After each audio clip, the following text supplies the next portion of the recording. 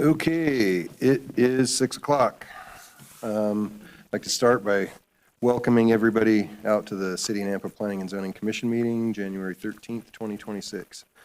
We greatly appreciate your attendance and your input on all the items that are before us this evening.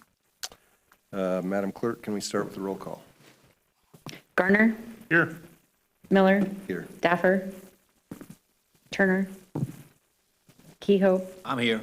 Morgan. Here. Kirkman. Here. Copeland. Here. 5 present, 6. Thank you. 6. Rodney, report on council actions and communications. Mr. Chair and Commissioners, Rodney Ashby, Planning and Zoning Director, for the record.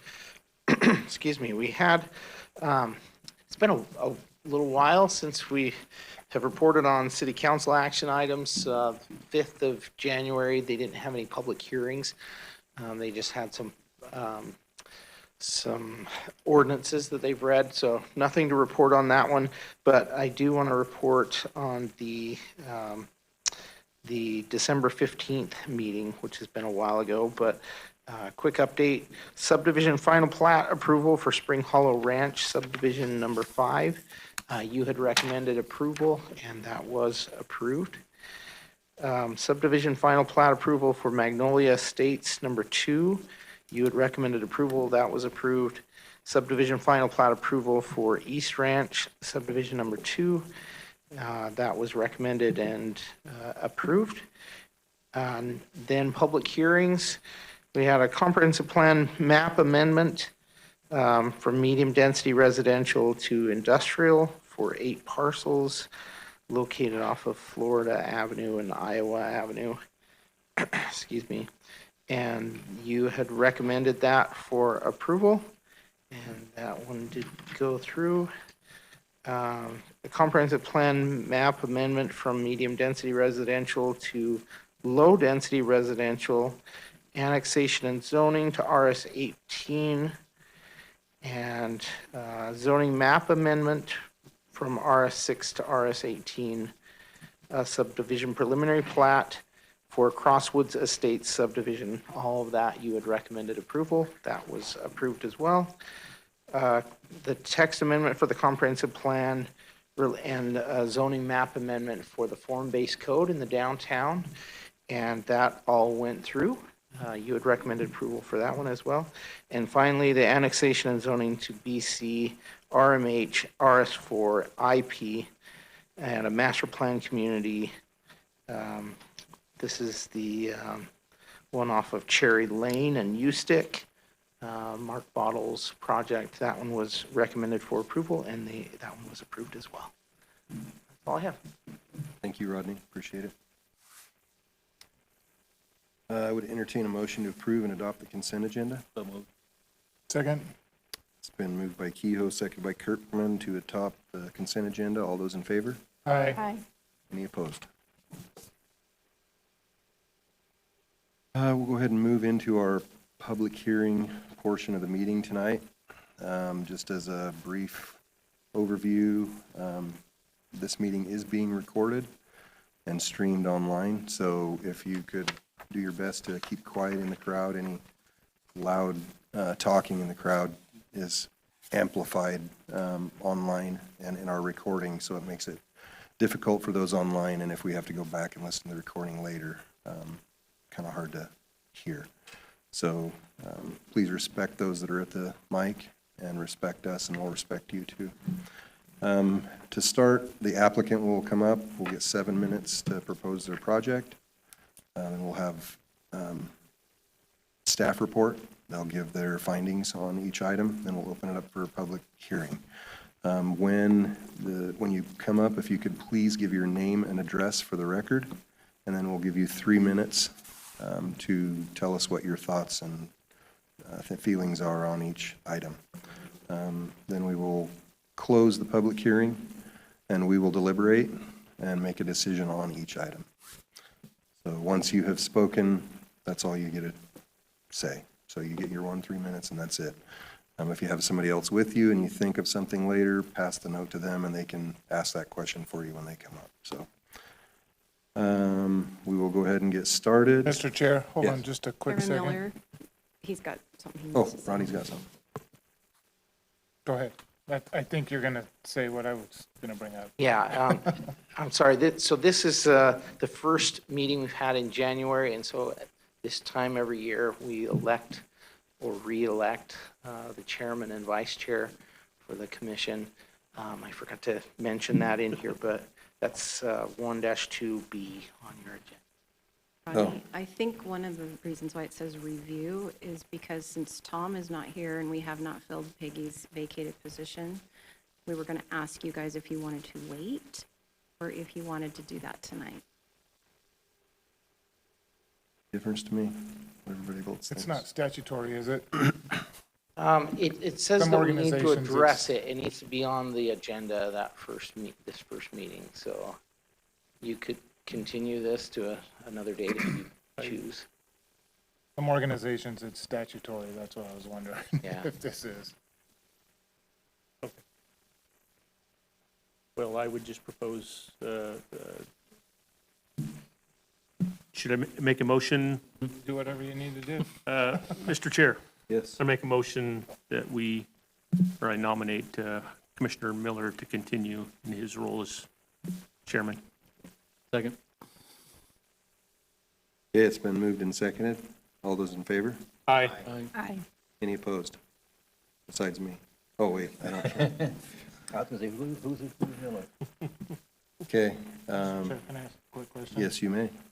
Rodney, do you have any idea what time frame is for filling Peggy's seat? I do. So a couple of things I can report on. First of all, our new mayor, Mayor Hogaboam, has agreed to appoint or recommend for appointment Tom Turner again. So he will be, that will come before City Council on the 20th. This next week, we are scheduled to interview the only candidate for Peggy's open seat. We found that when Ron left, we lost, and we didn't keep track of that very well, but we lost someone from the impact area.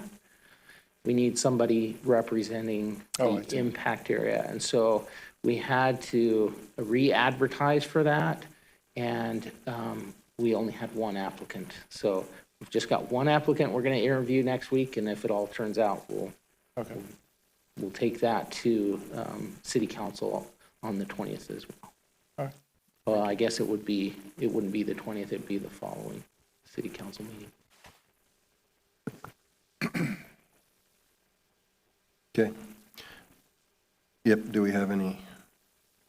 I'll nominate Commissioner Garner to continue as vice chair.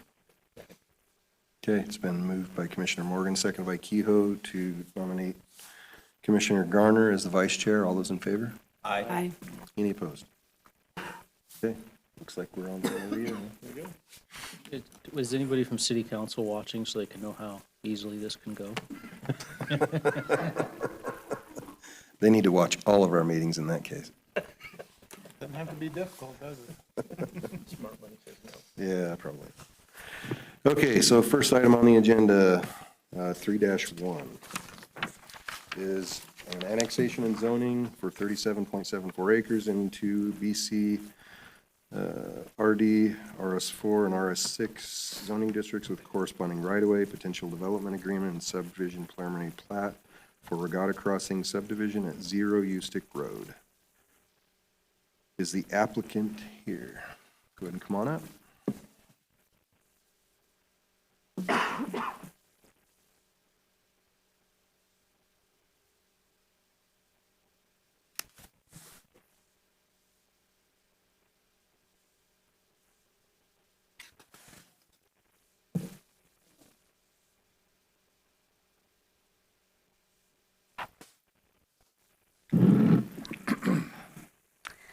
All right, Chairman, members of the commission, hello and good evening. For the record, my name is Sabrina Durchie, and I am here on behalf of the applicant. My business address is 5179 South Boven Avenue, Boise, Idaho 83716, And this evening, I am beyond thrilled to present to you our application for Regatta Crossing subdivision. So, first, I would like to welcome you to Regatta Crossing. Regatta Crossing is envisioned as a vibrant, welcoming community shaped by its natural connection to water. Framed by 2 irrigation laterals, the site offers a rare sense of movement, calm, and openness, an experience that has inspired a relaxed yet refined waterside theme. Thoughtful architecture, natural materials, and native-inspired landscaping come together to create a neighborhood that feels timeless, livable, and distinctively special, a place residents will be proud to call home. Here in this slide, you can see the entry monumentation that is a showpiece feature at the northwest corner of the site. This monumentation has been intentionally designed with the future roundabout in mind, serving as both a gateway into Regatta Crossing and a visual anchor along this important USTIC corridor. Now, I would like to welcome you to our main entrance into Regatta Crossing, which offers a gentle nod to the community's primary monumentation, overall design theme. This entry is intentionally welcoming and understated, creating a transition from public roadway into the neighborhood. So, with Regatta Crossing, we're requesting an annexation, a mix of zoning, and a preliminary plat. The lot breakdowns are as follow. I have 4 commercial lots, 58 townhomes, 99 single-family, and 21 common lots. Our gross density will be 4.16 units per acre, with our diverse residential lot size ranging from 2,600 square feet up to 8,205 square feet. Regatta Crossing is designated as residential mixed use in the City of Nampa's comprehensive plan. This designation envisions well-designed, connected communities that provide long-term value to residents and the broader community. The vision is delivered through a mix of housing, walkable connectivity, access to jobs and services, and well-designed gathering spaces supported by quality architecture and landscape. And this, Regatta Crossing embodies all of these long-term planning goals I just described. The site is uniquely positioned along USTA corridor, adjacent to existing planned industrial areas to the west and south, and as one of the last remaining residential opportunities in this area. Regatta Crossing plays a key role in meeting the housing needs of a nearby workforce. So consistent with the residential mixed-use designation, Regatta Crossing is requesting a diverse, tiered zoning pattern that provides appropriate transition throughout the site. First, BC, located along the USTA corridor, supporting neighborhoods serving commercial uses and the corridor activity. 2, we have RD, nestled adjacent to the commercial area, allowing for attached townhomes that serve as a transition from commercial to residential uses. We then have the RS4, located at the center of the development that provides traditional single-family residential homes. And then finally, we have our R6 along the outer edges of the site, creating a larger lot, single-family homes that provide compatibility and buffering to the surrounding areas. This step-down approach creates a logical land use transition, supports walkability, and aligns with the City of Nampa's long-term planning goals for residential mixed use. So, to better understand how the site fits into the broader area, let's look at the surrounding context in detail. The site is located within an area experiencing steady residential growth and employment expansion.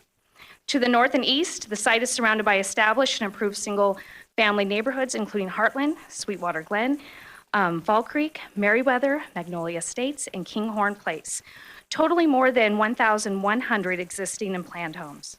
To the south, the area is designated for future commercial industrial uses, supporting long-term employment opportunities. And to the west, land planned for industrial mixed-use development has emerged as a growing employment hub. Major employers such as Knife River Construction, Stowe Manufacturing, JTS Manufacturing, Convoy Supply, and Project Spud anchor this area and support the evolving character of the surrounding community. Ustick Road is planned to be expanded to a 5-lane arterial to accommodate future traffic and reduce congestion, and with the roundabout planned at Northside Boulevard intersection as part of city's adopted corridor improvement strategy. These upgrades are scheduled for completion by 2030, with construction already underway on portions of the corridor. To support these improvements, Regatta Crossing is dedicating 582 feet of right-of-way along North Side and 1,115 feet along Eustic Road, enabling future roundabout and long-term mobility. The project will be constructed in 3 phases with timing dependent on market conditions. Preliminary estimates anticipate Phase 1 in fall of 2027, Phase 2 in mid-2028, and Phase 3 in 2030. This phasing aligns with the planned Eustic Road improvements anticipated for completion in 2030 as well. Emergency services and public safety are a top priority for this community. This commitment is demonstrated through 2 dedicated fire emergency accesses, which I did coordinate and talk to the fire chief about. The first access point provides an additional emergency access connection to Eustic Road, improving response times and redundancy. And the second access point onto Northside Boulevard is a fire-only emergency access bridge, restricted exclusively for emergency responses. Together, these access points enhance site safety, emergency response efficiency until future access connections are available. We recognize the importance of maintaining a strong commercial presence along Eustic Corridor, a key gateway and economic corridor for the city of Nampa. To support this vision, 2.26 acres across 4 commercial lots are reserved along Eustic Road. With our tiered zoning approach, we transition from commercial to our attached townhome product. These homes provide a worry-free living with low maintenance upkeep. Their next step down, we have our R4 single-family homes. These homes provide all the comforts with open concept layouts, chef's kitchens, and ample backyards. Our final step down in the site's tiered zoning approach consists of R6 zoned single-family homes. These spacious residences are situated on larger lots, allowing for generous front and rear yards and providing the opportunity for 3-car garages. Additional overflow parking has been incorporated throughout the development to accommodate special events and peak parking demand, as shown on the slide. 4 strategically located parking pads are distributed across the site and are connected by the internal pathway network, ensuring convenient and safe pedestrian access. There we go. Go back one more. Usable open space is a top priority, forming the foundation of the community's amenities, pathway, and overall connectivity. Regatta Crossing provides 5.76 acres of qualified open space at 15.26%, with additional landscaping areas, including our northwest corner. Our grand total is 11.81 acres for a total of 31.29%. Pathway connectivity and walkability is also a priority within Regatta Crossing, as seen in our pathway exhibit. Purple depicts our community sidewalks. Orange depicts our micro pathways that fan out throughout the site for a total of 4,300 linear feet. And green illustrates our 8-foot community pathway that provides connection along the 2 laterals for a total of 1,870 linear feet. Now to the good stuff. The central gathering area serves as the heart of Regatta Crossing and is intentionally designed to foster community connection, recreation, and everyday interaction. Centrally located within development, this park provides a shared space where residents of all ages can gather, recreate, and engage with one another. The amenity provides a multi-use open lawn, sport court, shaded pavilion, ping pong table, volleyball court, barbecue pits, and seating areas, all connected to the integrated pathway network, creating an active yet comfortable space for everyday use and community gatherings. The central gathering area supports walkability, quality design, and neighborhood livability consistent with Nampa's mixed-use vision. Finally, our multi-use pathway offers passive recreation with landscape seating areas that create inviting places to rest, gather, and enjoy the outdoors. And to quickly summarize, Regatta Crossing is a thoughtfully planned mixed-use community designed to provide a balanced blend of housing options, generous open space, intentionally designed gathering areas. The development also incorporates neighborhood-serving commercial uses, creating a walkable environment that supports daily needs within the community.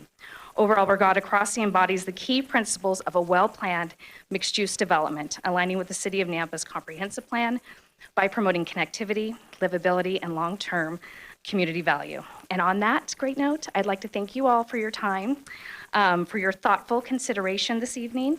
and the opportunity to present our project. And I would love to have a recommendation to City Council, if at all possible. Thank you very much. Thank you. Oh, Yes. I made it under 10 minutes. I have a question for you, please, if I may. Yes, Chairman, In Commissioner. your letter to us, you said you had a neighborhood meeting in Warhawk Elementary School on October 6th. Yes. And you said approximately 4 people were in attendance. What does approximately 4 mean? I'm pretty sure there was 4, but in case I didn't have the right number, I put approximately, just in case. So So, maybe you had 3 or 5. no, there was 4, yes, Okay. for sure. That's all I had to ask you now. Thank you. Yes, absolutely. Thank you. Okay, we'll call you back on. Okay, okay, yes. How many people are in attendance here tonight for this meeting? How many of you, raise your hand if you're here for this application. So that's approximately 7 or 8, 9, 10. Okay. Just curious. Okay, Damien, you're up.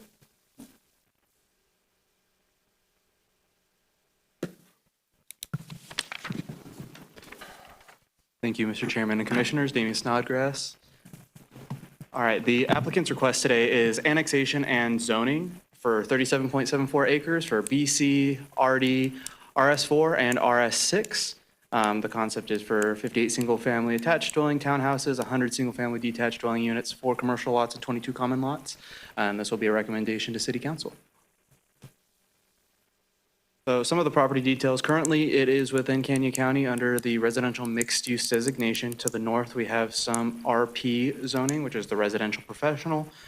To the west, we have more Canyon County, followed by, oh, I got that backwards.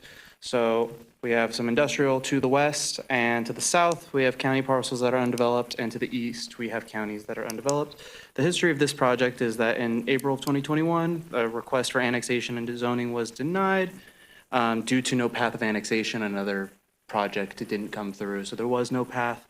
As well as in December of 2023, there was a pre-application meeting held to discuss zoning to RP, RML, and RS. And in 2024, a request for annexation and zoning to RP was denied due to density concerns. So the proposed RS4, RS6, RD, and BC zonings are allowable under that residential mixed use. All of the building standards will have to, sorry. Will have to meet the intent and the building criteria within that, but those zones do meet the criteria under that designation. Here are some of those applicable regulations when it comes to annexation and zoning. We'll cover those in the findings, as well as some more applicable regulations around subdivision criteria, some of the city zoning for RD, BC, RS. The current proposed uses are allowed, which is those multifamily townhouse units and single-family dwellings. And on to correspondence. There was some comments from the engineering division, and that's a typo up there. But for this development, when it comes to that, there will be some dedication of right-of-way, as well as the sewer and water and things that are in the street. There are some recommended conditions of approval, and we'll cover those in those recommended conditions.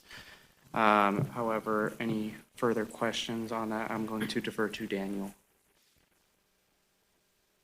And as far as other correspondence, we did receive some comments from the Nampa Fire District. They are not opposed to this. They did want to see some compliance and explore other options when it came to access for those emergency access. And then we received a comment from Nampa GIS regarding some changes to some street names and addressing. From Valley View School District provided over the capacity of schools and the influx of students within the district. Nampa Police Department provided some comments regarding the commitment of funds and about how many officers and support staffs they'll need. Nampa Parks and Recreation is requesting that the developer grant a permanent easement 20 feet across the bank for a multi-use pathways on the south and east side of the Perdam Gulch and the northeast side of the Mason Creek for the Perdam pathway and the Mason Creek pathway. The Nampa City Forester requested some change in some alternative tree species. Nampa City Long Range provided a comment, so delve into this one a little bit, so the intent of the comprehensive plan under the residential mixed-use designation is that it is to have 5 to 50% commercial space within it. This application does acreage-wise provide 5%. However, the buildable lot size does not equate to 5% of the development, and that's why they do not support this application. If you take the buildable lot size, it comes out to like 3.8% of the development because most of that zoning is dedicated into right-of-way. And that's the concerns we saw from them. We received one public comment regarding an irrigation pond to the southeast, and the citizen is just requesting that a fence be built between the pond and this development, as well as a late comment, and the citizen provided their own conceptual drawing and provided concerns around the development. It's a pretty lengthy one. This is attached in your staff report. Mr. Chair, quick question for Daniel. That fence, wasn't it a request to fence the whole pond, around the whole pond, or just? It's on the east side. I believe it's just on the side that's facing the development. Okay, I thought I had read somewhere else. Okay. And here is a preliminary plat as covered by the applicant in their presentation. And under that analysis, does provide those commercial lots, the common lots, the residential lots. It does meet the qualified open space, and it does meet the density requirements of 4.19, which is between the 2.51 and 8 dwelling units per acre allowed within the residential mixed use. Staff analysis for RD. So the lot sizes for the RD zone are between 26 and 3,200 square feet. However, because these are platted as townhouses and they will be subdivided more, the base lot size for the actual structure will meet the density requirements as defined by the RD.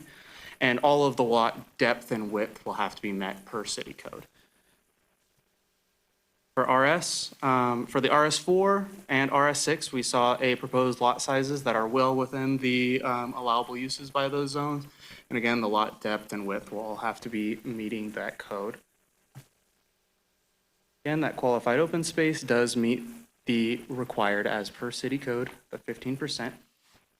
And going into the findings for annexation, that all private landowners have consented to the annexation, that the property shall be contiguous with city limits or be enclaved by other properties so annexed, that the Nampa Comprehensive Plan includes this area of annexation, and that when applicable for annexation of all roadways, all partially highways lying partially or wholly, so on and so forth, shall be annexed.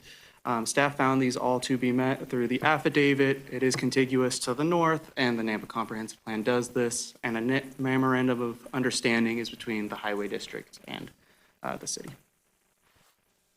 Now, the applicable criteria for zoning, that the proposed map amendments is or would be in harmony with the city's currently adopted comprehensive plan and comprehensive plan land use map, that the proposed map amendments is or would provide for a proposed use or set of uses that would be at least reasonably compatible with existing or adjoining uses, and that the proposed zoning map amendments is in the interest of the public and reasonably necessary. So with this, we provide some of the relevant facts as in the staff report. Some of this is just city codes describing the uses that the comprehensive plan encourages mixed-use developments with those commercial and residential uses. And within the Nampa Comprehensive Plan, it defines those residential uses. All of the structures within those BC zoning areas will be subject to the city design review. Currently, right now, there is a need for housing within the city of Nampa, and there is projected needs for housing within the city of Nampa. There will be utilities available to this property. Frontage improvements will have to be conducted. And the big, more controversial one is that it does meet the 5% acreage for commercial zoning. However, it does not meet the intent for the comprehensive plan, so this is at the discretion. And with that, I provided 2 sets of findings. Is one that it meets these criteria, however, so on and so forth, because it meets the acreage for that RMU designation. And one conclusion that says, well, because of the intent of the designation wasn't met, it does not meet that criteria. Here are the recommended conditions of approval. This is everything that's needed from engineering. This is the construction of sewer, water mains, and that the dedication of right-of-way and things of this nature shall be done, that the applicant owner shall comply with all city policy standards at the time of development, and some big ones is the construction of that pathway and the easements for the Nampa Parks and Rec Department, the alternative tree species, and just contacting the fire district about those emergency access points, and any others that the commission may recommend. Here are your potential motions. I'll stand for any questions. Chairman? Yes. Damian, following up on Jeff's question about the fence, it's a request to put the fence in there. Do they have to do that, or is it just strictly a request and they can decide yes or no? Right now, it is just a request. It can be made a condition by the commission, I believe. If shall impose that. Right now, it's just a request. We get it as a comment, and so that was the request. The applicant may be able to speak more to whether they've made an agreement, but it could also be a condition from the commission or council. Okay, I have another question for Daniel, and then I have some questions for the attorney, so let me just walk through them, and then I'll get back, okay? Daniel, did you read the letter from John Chapman? No, I have not reviewed that specifically. You have a copy of the application there with that letter? I have a copy of the packet. Do you remember do you have which page it's on? No, it's in the middle Okay. someplace. All right. Like 340. Approximately 340. It's about page 300, 302, somewhere around there. Okay. While you're looking at that briefly, I'm going to ask the attorney a couple of questions, okay? Okay. I'm sorry, I misspoke earlier when I was speaking to you. I did find two more questions to ask you, okay? Valley View School District sent a letter in opposition, sort of, to this application because of the overcrowding and potential overcrowding of schools. And they list 19 different subdivisions in the vicinity that are going to have or already have so many families, which is quite several hundreds of them. If I voted no on the application because of the information from the school district, would that be a valid reason to say no, or do you have to have something better than that? That make any sense?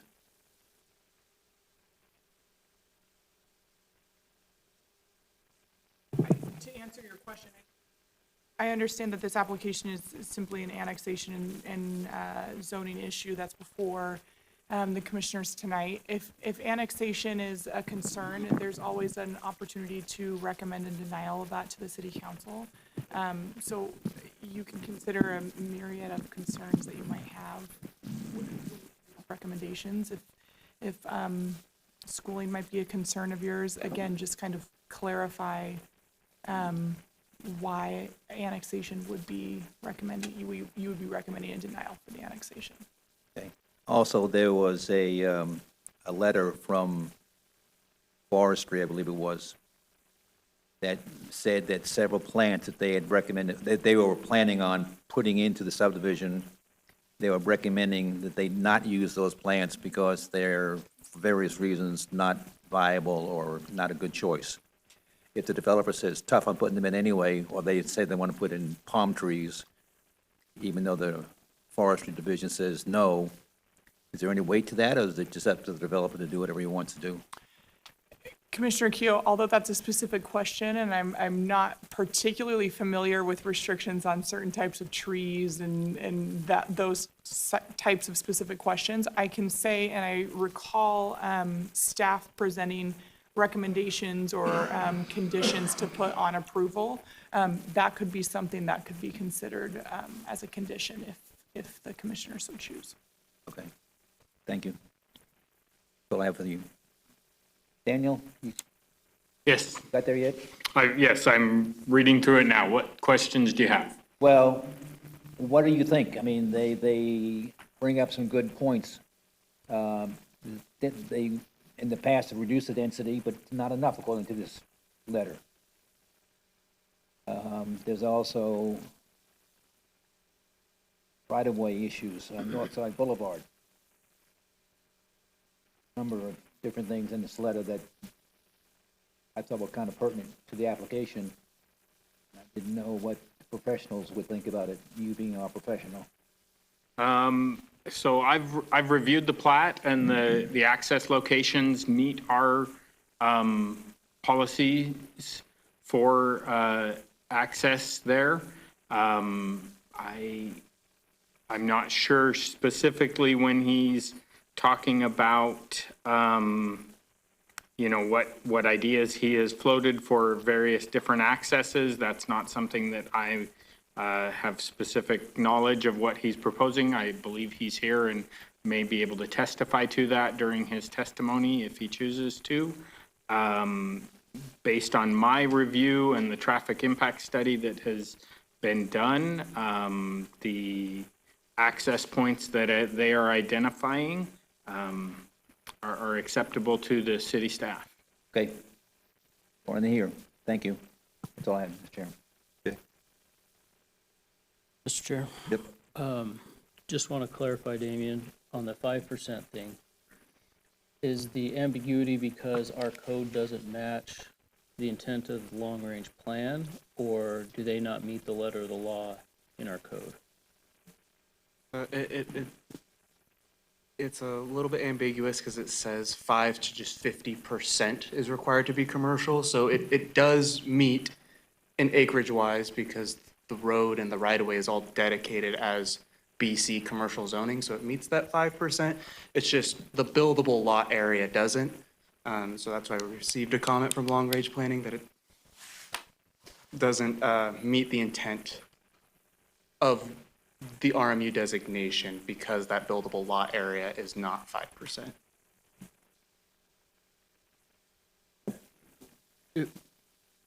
Looks like Rodney wants to. Mr. Chair? Yes. Can I just provide a little bit more clarification? We are looking at this and trying to make that change for in the future, so that there's not that discrepancy between the comprehensive plan and what the code requires. Essentially, we say it needs to be commercial, 5% be commercial. We don't say whether that's zoning or whether the use has to be commercial. The concern there from the long-range planners is, well, if you zone the entire roadway in your subdivision BC, are you meeting the intent of the comprehensive plan to have commercial uses in your subdivision? No, that's not what's happening here, but there is a good portion of the BC zone that is roadway. And so their concern is it's not meeting the intent of providing the land use of commercial.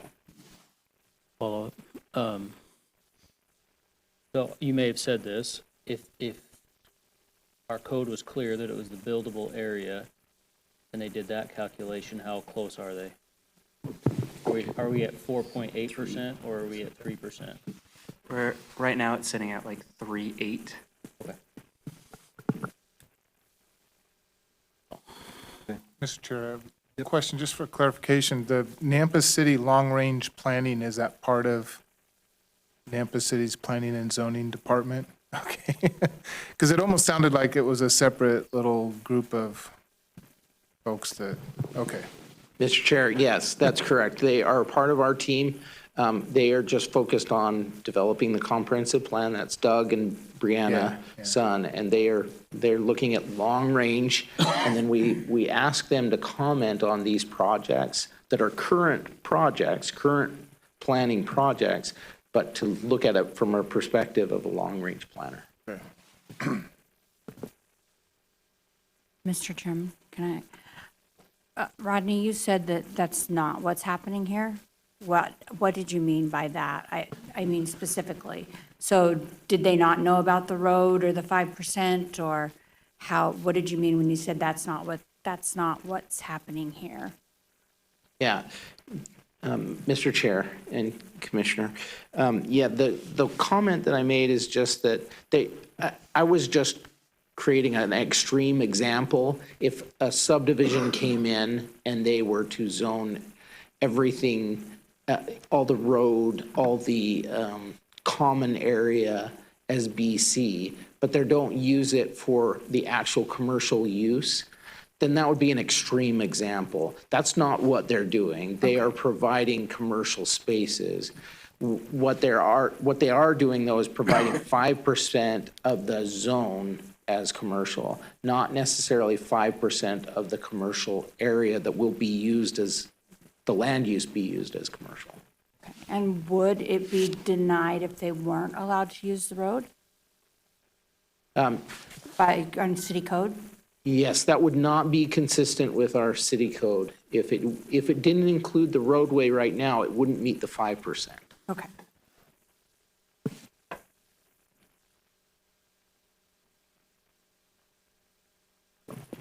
Okay, Madam Clerk, do we have a sign-up sheet? We do. First is Robert Simpson. Okay.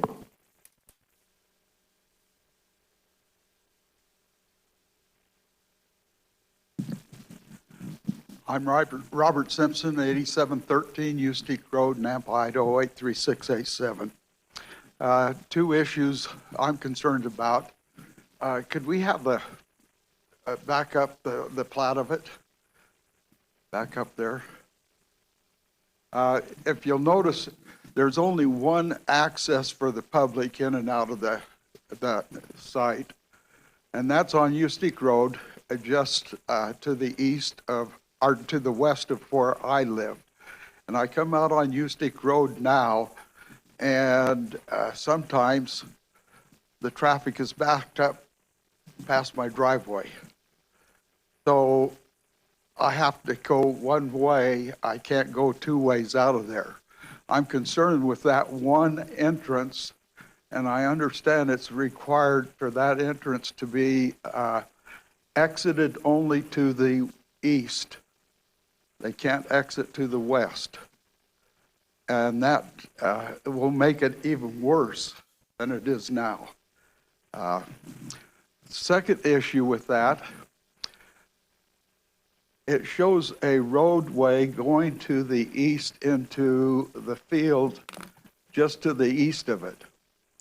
And the concern there is that going to be fenced off completely, a solid fence across that roadway at this time? There's agricultural land on the other side. The farmer will be farming.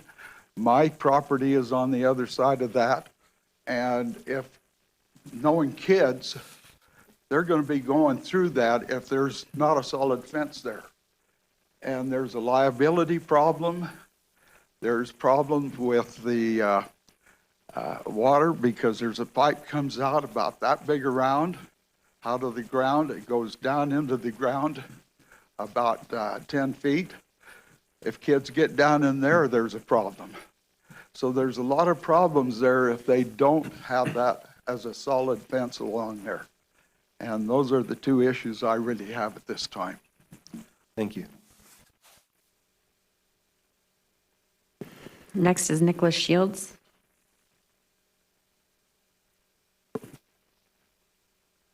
Good evening, Chair. Good evening, Board. I live on 8767 Ustique Road, which is that little white square. With that driveway right there, at the moment, there's a dip in the road, and there's a slight rise coming up. The speed limit along Ustique on that section is 50 miles an hour. People tend to do about 60, sometimes 70 miles an hour, and you can't see them coming past there. If you have a subdivision there with traffic coming out of that exit, there's going to be accidents, a lot of them. People don't pay attention. My wife was rear-ended at the stop sign a short while ago, and the driver said he didn't think she was going to stop. He must have been texting or something. But that is a major liability, that exit. said traffic come extremely fast, and there's a dip. You can't, to the east of that driveway, you can't see people coming, especially if they're going fast. Another issue is the emergency services. As it is at the moment, I don't think the emergency service could handle that subdivision. Then there's the water. Is that subdivision going to be on city water? And can the city, do they have enough water for that subdivision?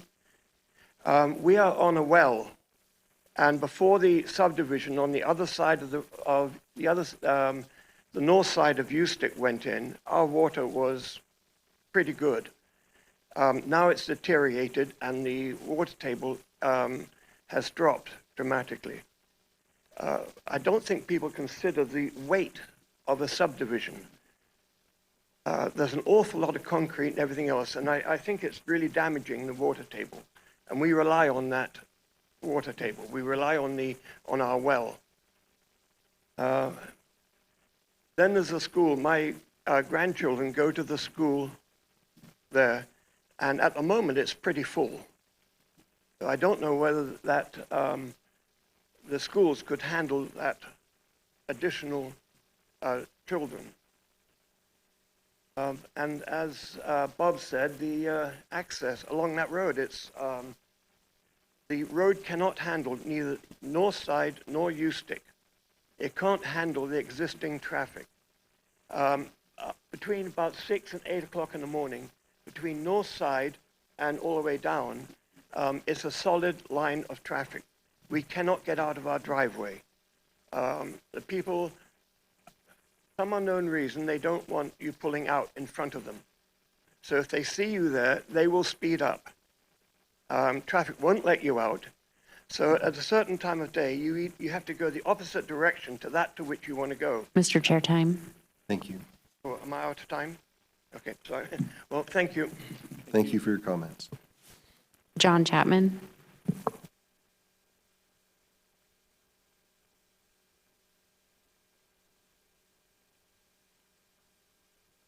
Hi, my name is John Chapman, and I live at 17706 Northside Boulevard, Nampa 83687. So I put an application, opinion of what I wanted to see done at this property in your notes. I'm hoping most of you read it because I didn't want to go back and read through the whole thing again. That takes up my whole time. I do want to acknowledge the fact that the subdivision from a visual standpoint looks really nice.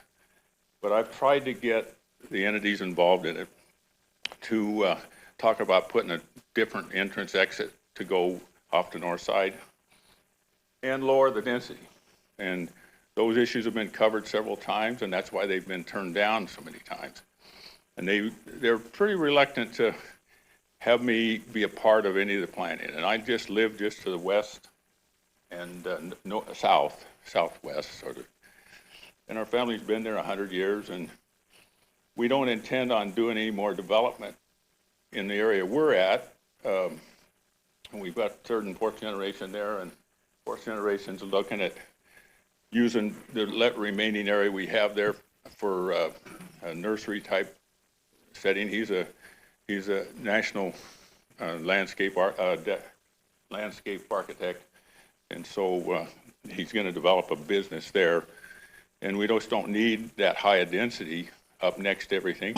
The north side estates was started as a low density subdivision just to the west, and it really needs to reflect that type of development right now, I think, along with having an entrance to the north side. I know they'd have to buy more property from me to do that, but we've offered to try to talk about that, and no response have ever come about. So I'm here to answer any questions for a few minutes if you don't have any. Questions? There's also the fire department. If you've read what the fire department says about these emergency entrances and stuff, they don't like them. And I think this approach to this property is incorrect. I think you can do it differently. In 5 years from now, you might be able to consider this and say, okay, we'll get enough stuff going on here, so there's enough roadway and there's enough traffic flow ability to handle some of this. But in my recommendation, it was just see if there's a way that you can postpone this out to 2030 and then see if this type of design would work there at all. Otherwise, I'm willing to work with them on a lower density, but they have not responded to that.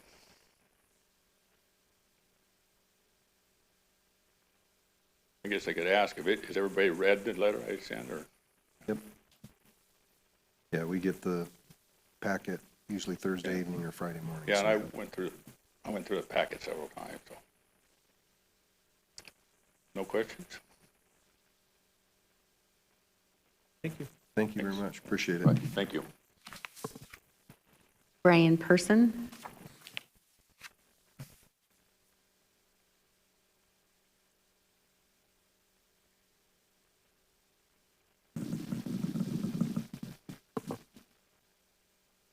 Hi, I'm Brian Pearson, P-E-R-S-O-N. I live at 17754 Polaire Way in Nampa, so we're just directly across north side to the west.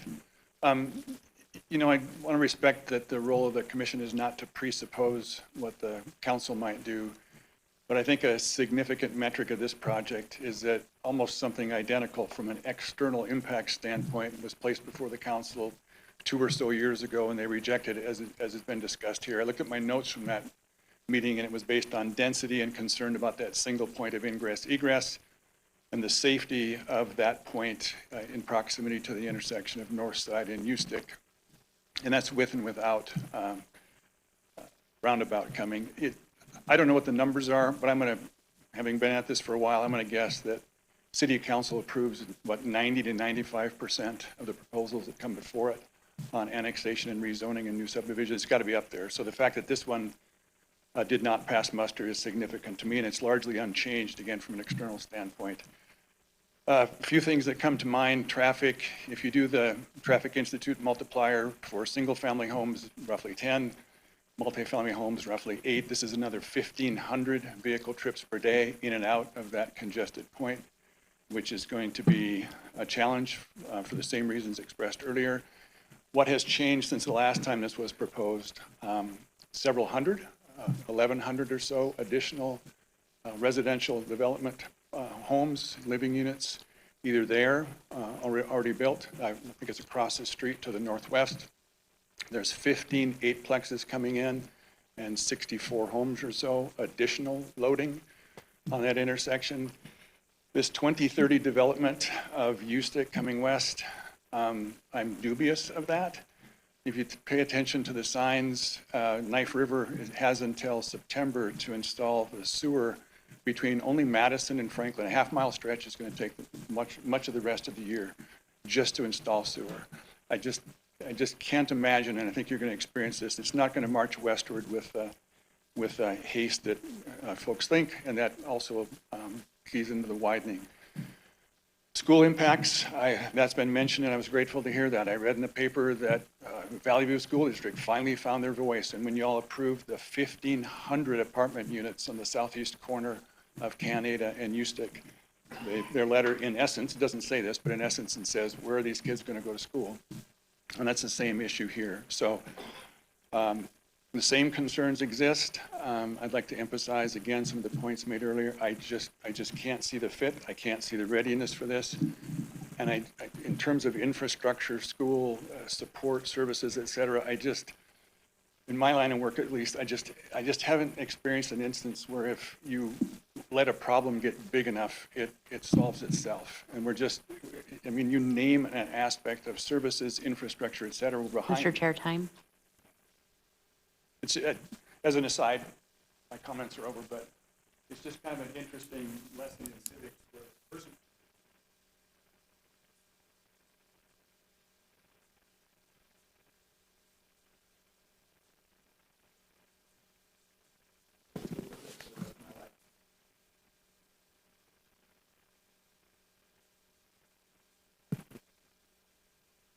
Thank you. Brian Patterson.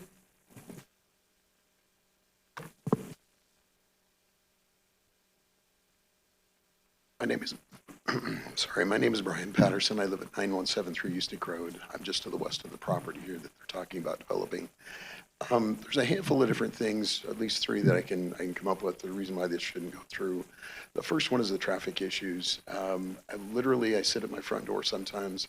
I look out to Eustic Road and say, now is not a good time to leave. We constantly are stuck in a situation where you just can't get there from here. And it's a combination of the traffic that's there and also the development that's happening. They close roads consistently. You don't know which direction you can go, and that continues to force more traffic. If this was proposed after the roundabout was put in to begin, the traffic problem would probably resolve itself. The second portion that I want to talk about briefly is if you look at the south corner, bottom of the triangle there are at least 8 lots, and I believe there's actually more than that, but at least 8 lots that actually lie in a floodplain. Have you ever watched a hurricane or flooding in an area and scratched your head and wondered who approved a house to be built in a floodplain? Those 8 lots in that bottom corner are in a floodway. Are in a floodplain. Those people, even if the flood never comes, are going to have to pay roughly around $100 a month to flood insurance as long as they have a mortgage on that property. Unless they have some intent to raise that property and get it out of the floodplain, that's going to be a constant issue for about those bottom 8 lots. And the third thing is that I want to bring up briefly is I spent a little over 4 years on the Valley View School District School Board. I started off early before the 2008 thing that slowed everything down. At that point, we were experiencing 13% growth. We had to build an elementary school every other year. We were pushing back a high school constantly. And every time we had a new building that we needed to build, we prayed that we could get approval on a bond. That money doesn't come free. It isn't an automatic thing. We don't just get money to build schools. All that has to go out into a levy. It has to be passed. Those are getting harder and harder. If you sit there and look at what's going on out in Idaho today, more and more bonds and levies are failing. Valley View is fortunate that most of those do tend to go through, but the amount of money that has to be spent to build those schools is incredible. There's even the density of this development. I'm not sure the property taxes coming off will actually offset the costs that it'll entail to try to educate those students. Thank you. Thank you. Appreciate your comments. No more signups. Okay, is there anyone that would like to speak for or against her? Okay, go ahead and come on up.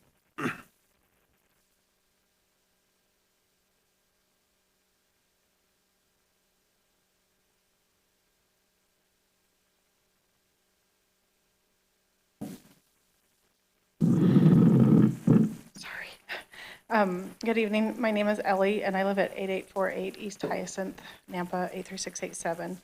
I'm in this Heartland subdivision that's directly across from Eustic Road from the proposed Brookata crossing. Before I address the specifics, I wanted to address something pretty critical, the fact that Eustic Road it does not eliminate the comprehensive plan's compatibility requirements. Idaho law use defines adjacent properties to include those across the street, and more importantly, the Nampa 2040 comprehensive plan explicitly states that compatibility with existing development will be an important consideration for new developments. We will not be distant neighbors. We share the same intersection, the same visual corridor, and the same market area. When homeowners look at Heartland, they will see Regatta. When they consider purchasing in either development, they will compare them. The developments are functionally adjacent regardless of the streets between us. Heartland is zoned RS7 single-family residential with 7,000 square foot lots. We have established homes and a good amenities, and this application proposing 58 attached townhome units plus 100 single homes for a total of 158 will increase it's a significantly higher density than in our area. The mixed housing type combined attached homes with detached single family represents a fundamental incompatibility with Heartland's established RS7 character. The Nampa Comprehensive Plan requires compatible adjacent land uses. Introducing townhomes density directly across from us, it violates that principle. The property values in our neighborhood have been recently established. We had a home sell for $650,000 in October and $649,900 in that same area. This establishes us as a higher end subdivision and above the median home prices of Canyon County, which is $435,000. In a Stanford University research analysis, thousands of properties found in higher income neighborhoods, the property values declined 2.5% when lower cost housing was introduced and nearby. So for the average home in our subdivision, that represents a $16,250 loss in value per home. With the 75 homes in our subdivision, it equates to about $1.2 million in lost value. And Endurance Holdings is a production builder with documented quality issues in multiple Canyon County subdivisions, with public records showing problems with this. This development, this proposed development, it will materially harm existing Nampa residents who invested in the Heartland based on what the zoning was when we bought it. Thank you for your consideration. Thank you. Anyone else that would like to speak on this item? Okay. Would you like to come back up? My PowerPoint back up, thank you. First, I'd like to thank and acknowledge the neighbors for their comments, and I have spoken to some of them, not all of them, some, like Mr. Chapman, on a few occasions, and I appreciate the time they've taken to share their concerns. So first thing I wanted to go through, let's go through the commercial real quick. So it wasn't brought to my attention till Thursday afternoon last week that we were not meeting the 5% intent. And I thought, wait a minute, let me get my engineers to provide an exhibit so we can fully understand. So you can see on the bottom here, everything in pink to the center section line of the road is designated for BC commercial. And can't see the bottom part, but we're right now at 5.99%. And I guess I leave it in your guys' court and discretion on how you want to handle it. But when I look at the commercial, and if I were just looking at it individually, we have to do landscaping, we have to provide parking, and we have to provide access to the commercial pieces, which that's what we're doing. And we feel it is meeting the intent. Now, if you guys disagree, you would like to condition us to make changes to make sure that the 5% is actually available in the building envelope, we're okay with that too. But again, it was really brought to us late Thursday. And so this is the exhibit I was able to produce for you. Mr. Chair, let me, Yeah. if I could just clarify. Please. So the 5.99%, you're Yes. including the parking and the street and Yes, all so that all as the part of it? parking excluding the USTIC right-of-way, taking that out. So Yes. the 3.8% Is, I think, the building is the envelopes. actual usage? Yes, Okay. but then again, like I'm saying, if you look at an actual commercial development, there's more beyond just the building envelope. We have to have the parking, Sure. the landscape, I all get that, all those nuts and bolts that are needed for the component. I just wanted to clarify the Yes, disparity in the number. yes, so I and the do want to bring that percentages. to your attention and clarification. Real quick, I did speak to the owners to the east, the Simpsons, and we will definitely have fencing all up along the eastern border, without a doubt, to keep people from leaving the property, and also aesthetically, just it's just better to have the fence. All the way And, down through the pond? Yes, and I'm happy if you guys need that conditioned as well, but that is our intent. As far as Mr. Commissioner Kehoe's comments for the landscaping, we're happy to make any adjustments when we submit for construction plans to meet the necessary City of Nampa requirements. We won't see any palm trees. What's that? So we won't see any palm trees. No, I know palm trees, I promise. All right. Yes. So speaking on those two comments, let's talk about Valley View School. So Northwest of the site, 1.5 miles near Highway 26, CBH has entered a memorandum of understanding with Valley View to donate 12.40 acres for an elementary school site. So this commitment for this area demonstrates that the applicant's proactive response to the district's needs and the long-term investment in serving the future needs for this growing area. Next, let's talk about, Does that come with a building? I don't believe so. I think it's just land, yes. But it's a start, so. Let's talk about a little bit about infrastructure. So as previously noted, the property is a key stakeholder in the planned improvements along the Houston corridor that you guys have planned. It's a major thoroughfare from the city limits, from Caldwell all the way to Highway 16. And we feel that this development for Regatta Crossing will be providing all the necessary right-of-way dedication, frontage improvements, including curb, gutter, sidewalk, to help implement that long-term vision. I am hoping that once the roundabout does come in, that will help with speeding. I'm hoping the traffic concerns that they have, that will help alleviate. And again, this is a key piece, key right-of-way that's needed for that we're happy to dedicate with our plats. Now let's change gears to Mr. Chapman. And I've met with Mr. Chapman a few times. Him and his brother, they're both lovely to speak to.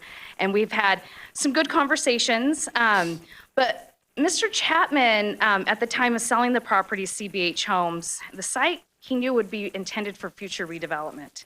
And Mr. Chapman liked to see the site developed kind of his way. He wants the 1-acre lots. And unfortunately, that desire does not really combine with what my client's development intentions are, nor does it fit the city's comprehensive plan. This is supposed to be mixed use. We're supposed to have a net density of at least 2.5. So when I spoke to Mr. Chapman, again, several times, I kind of at first talked to him and I said, can we compromise? Can there be maybe a midpoint that we can maybe start a conversation? And Mr. Chapman just made it very clear that he wanted to proceed his way, or it was kind of the highway, and no other discussions of road access points and stuff were given, which as a property owner, he completely has that right, and I totally respected that. So unfortunately, we kind of ended the conversation at that point. I did try, though. I did ask. Let's talk about density. So we really, truly feel, looking at the mixed use, looking at the need for the commercial, looking at it as a smart growth land use perspective, we take the commercial and we really feel like it needs to transition in density. That's why we have the portions of the townhomes. That's why we have the RS4, and then it transitions to the RS6. So I have it really tiered to step down, to support those commercial needs, and then work our way down. We feel it's appropriate. It's exactly what you're asking for Mr. residential Chair, time. mixed use. And we feel that it's the right fit for the site. I have one more second. I just want to talk about the one access point.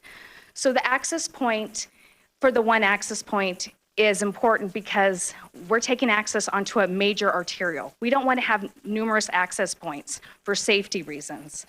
So really, this is the smartest possible position, is to have the one access. Once those other parcels, actually one of the last remaining parcels to the east, when the Simpsons do redevelop it after they're done farming, that will provide that interconnection that we need. But having any more access points would just be unsafe for that plan of a roadway. Again, thank you for your time. I'll stand for any more questions you have. I know we kind of went through a lot. If I missed anything, please let me know. Chairman, I have a couple questions, if that's okay. What about those floodplain houses? Oh, yes, Chairman, Commissioner, yes, for those 8 units, and we can maybe talk to Daniel a little bit more, but we'll have to submit specific floodplain applications. I believe the lots will have to be raised to get them out of the floodplain zone. So there are applications that we will have to proceed, get approval from the City of Nampa, FEMA, before we can get building permits on that site. Okay, I have one more question, but can I Yes. ask the attorney a question following up with that? So if we put into the conditions that they have to build those up to take them out of the floodplains so that the people don't have to pay flood insurance, and then something happens after the people buy the houses, who's responsible for that? Commissioner Copeland, so if you put in the conditions that they need to be built above the floodplain, and your suggestion is that despite those conditions and despite those homes being built above the floodplains, there's still an incident? Is that what your Yeah, question is? perhaps they are not built to, perhaps not exactly, maybe not to code exactly. Okay. Again, speaking hypothetically, it's hard to. That's all I'm asking, is Sure, hypothetically. it's hard to foresee the city's liability necessarily Right. in that. It seems like there might be a lot of other facts that would kind of lend itself to changing the analysis a bit. But again, if there's problems with the building structures and they're not up to code, there's potentially lots of different issues in there somewhere. But particularly with the floodplain issue, I don't foresee any city liability if, that's been a condition back before the preliminary plat was even approved. Daniel has a comment. Mr. Chair, Commissioner Copeland, I, as the city floodplain administrator, when those building permits are pulled and when we review the construction drawings for that subdivision, we would be looking at what the base flood elevation is and having those filled above that. And then when those homes are built, to remove those lots from the floodplain, they have to have a surveyor come in, survey those, verify that they are at the correct elevation, and submit those documentations to FEMA. And that's all a processes that are handled through the engineering department and are verified prior to anything being put in. Perfect, thank you. Thank you, Daniel. And then my last question for you is there 3 entrances in and out of there, or just the one? There's 3, right, total? Just one on that one road that they were talking about? Chairman, Commissioner Copeland, so we have one access point, and then we have 2 emergency accesses, one off of Ustick and one off of Northside. So those are not for public use? No, two those that will are not be. there. Those are strictly for emergency access You can only points. turn one way out of there. I- Is that correct? Someone said that No, you I could only don't think turn that's correct. I to think the That Daniel is, can. that is not correct. That is That would not be a correct. full access. The traffic study does not indicate a requirement to restrict access left turn. One of the conditions of approval is that they actually put in left turn bays for that approach so that they can go both directions. Okay. Mr. Chairman, Thank you. Mary, there is 2 future access points out of the development, correct? So there's Correct, 2 there's stub stubs, roads yes. that would eventually connect out Okay. each side, but only one going out of the subdivision. Mr. Chair, there are actually 3. Are there? There's one on the southeast, Okay. southwest, and then 2 on the east side. The cul-de-sac at the bottom is designed and the right-of-way is done such that that would be able to be extended through as well. Thank you, Daniel. Mr. Chairman? Yes. Daniel, while we're on the subject, the applicant made a statement about the number of access points. The more you have, the more dangerous it is. If you only have one, it's less dangerous. What do you think about that? I don't think that's exactly what she said. The space that they have there is not, they don't have enough space along Ustick to allow for 2 accesses. So if we were to allow for 2, the proximity that they would be in would be below what our policy requires.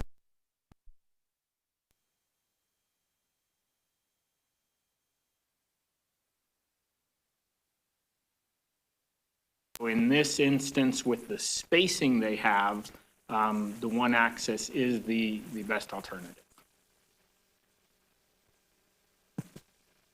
That's what I meant. That's what you meant? That's what I meant, yes. Okay. Anybody else have questions for the applicant? No, Okay.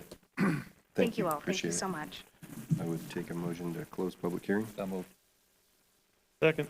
Been motion by Kehoe, seconded by Garner to close public hearing. All those in favor? Aye. Any opposed? Public hearing is closed. Okay, Daniel, with a development like this on Ustick Road, would this development cause speed limits to be lowered, potentially? That is certainly something that we can look at, and we can do a speed study and look at that.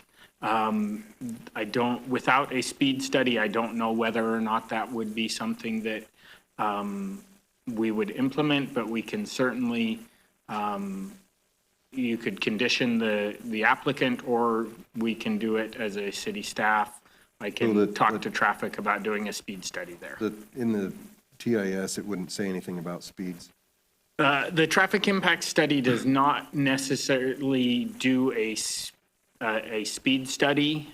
They do, when they're looking at the functionality of the intersections and those types of things, they do look at the speed limits and that as part of their analysis, but they are not looking at they do not do a speed study that would identify whether it's appropriate to reduce, leave the speed limit the same, increase, or anything like that. Next, the roundabout at that intersection. What's the schedule on that? So I knew that one was going to come up, so I talked to Crystal, our transportation director. They are looking at 2030 for that roundabout. Okay.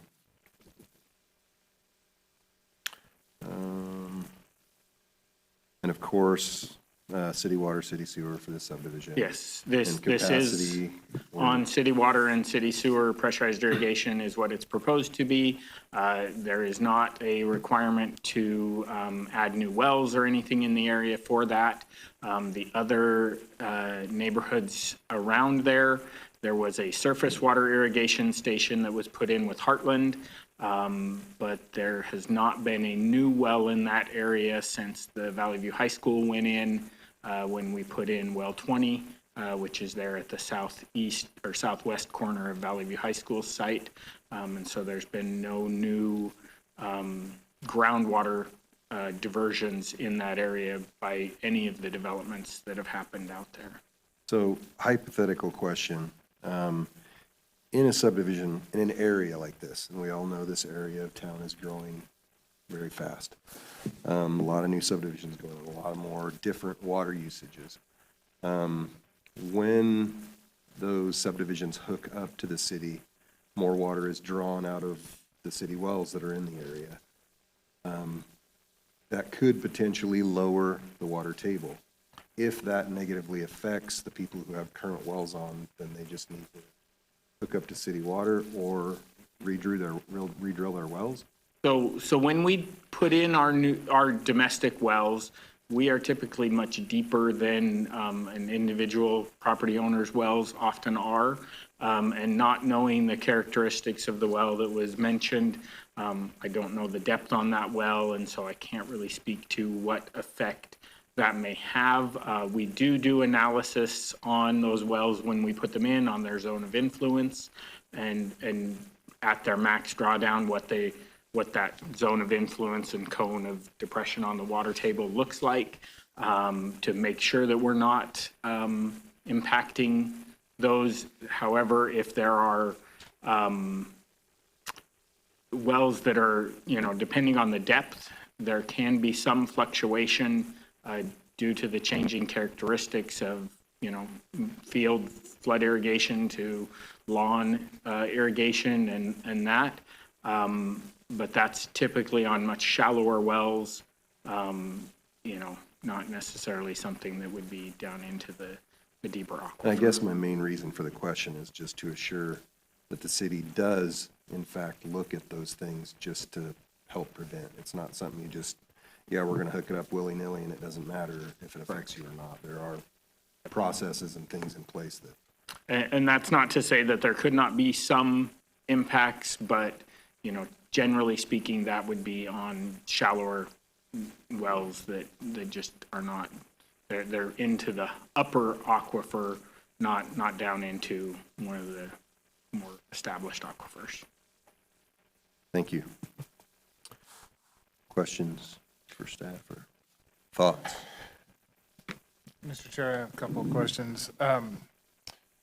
probably for Rodney or Dan. So back in 2021, when this first came to the city for annexation, it was denied.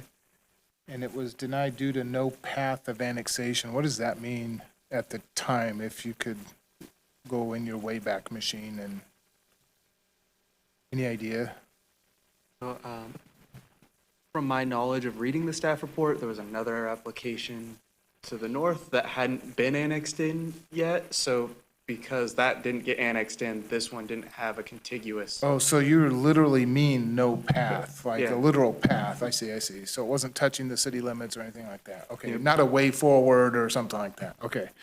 Then in 2023, it was brought again as a pre-application meeting, but in '24, it was denied again due to density concerns. Well, it seems to me there's a lot more density out there now than there was back in 2024. Do you recall what the specific concerns might have been around the density issues back then? Was it a different type of, From the limited I knew from the staff report, it was just density concerns around the RP zoning, and there were some multifamily units there, and it was just density concerns around the multifamily. Yeah, they were asking for a different zoning than they are currently, and in that Yeah, it was zoning they RP. were asking for, there's the potential for higher develop, or higher density development in that zone, so that's why the concern was there. I think, I would guess. well, I was in this chair in April 2024, I should Yeah. remember too. So I'm not faulting you for not remembering. Okay, so I just wanted to clear that up. That's all I had at this point right now. This, really, it's more for my own information, but I asked Rodney about the 5%, and then she said, she brought up the landscaping and everything that everybody has to put in. So I just want to clarify the thought process for the comprehensive plan is that 5% is actual buildings, or is the 5% include the parking and the landscaping? I mean, I'm confused about that. I Sure. guess I'm confused about that. Mr. Chair, Commissioners, great question. The intent of the comprehensive plan is the same as how we see, how do we describe this? Like, whenever we discuss commercial use, we include the lot. We include the parking, the landscaping, everything in that. So it's, the intent of the comprehensive plan isn't to only be the building, it's intended to be the lot as well. But if you go beyond that, that's the question, right? Where you're Should- talking about the roads and Yeah, things the, like that. the Okay. roads and, yeah, exactly. The buffer for the subdivision, should that be included in that? That's a subjective decision that you have to make here because we don't have clarity in the code. Because the And- code doesn't currently specify. That's correct, yeah. So all we can go on is that comprehensive plan language of saying, hey, we'd like to see 5% minimum of commercial in these developments. So just personally, I feel like there's enough ambiguity in this right now that you have a lot of flexibility to determine what to do in this situation. We're going to clarify that in the future, but I think you have the ability to make a decision here. But on the Thank note, you. it was, the applicant mentioned it was 5.99%, including the parking lot for the commercial And including the road, though. road, yeah, I mean, I think that it's only 3.8 just the building. I think That- that includes the parking lots That includes too. the whole lot. Does That that include includes the the parking lots? commercial lots. That's what I wanted to clarify, Yeah. and it sounded like there was a difference between those numbers. Why are those numbers not the same then? Mr. Chair and Commissioners, the It's like I'm doing the math, that's the thing, that's why the math is all wrong. Yeah. So the 3.8%, it includes the lots, the commercial lots. It doesn't include anything beyond those commercial lots. But the lots include the parking. The and lots include the okay. parking and the landscaping that goes around the specific commercial development, but we're not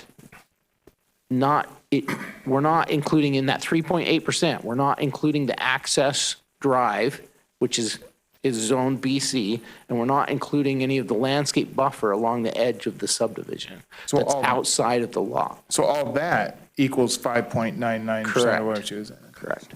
All right, I got it.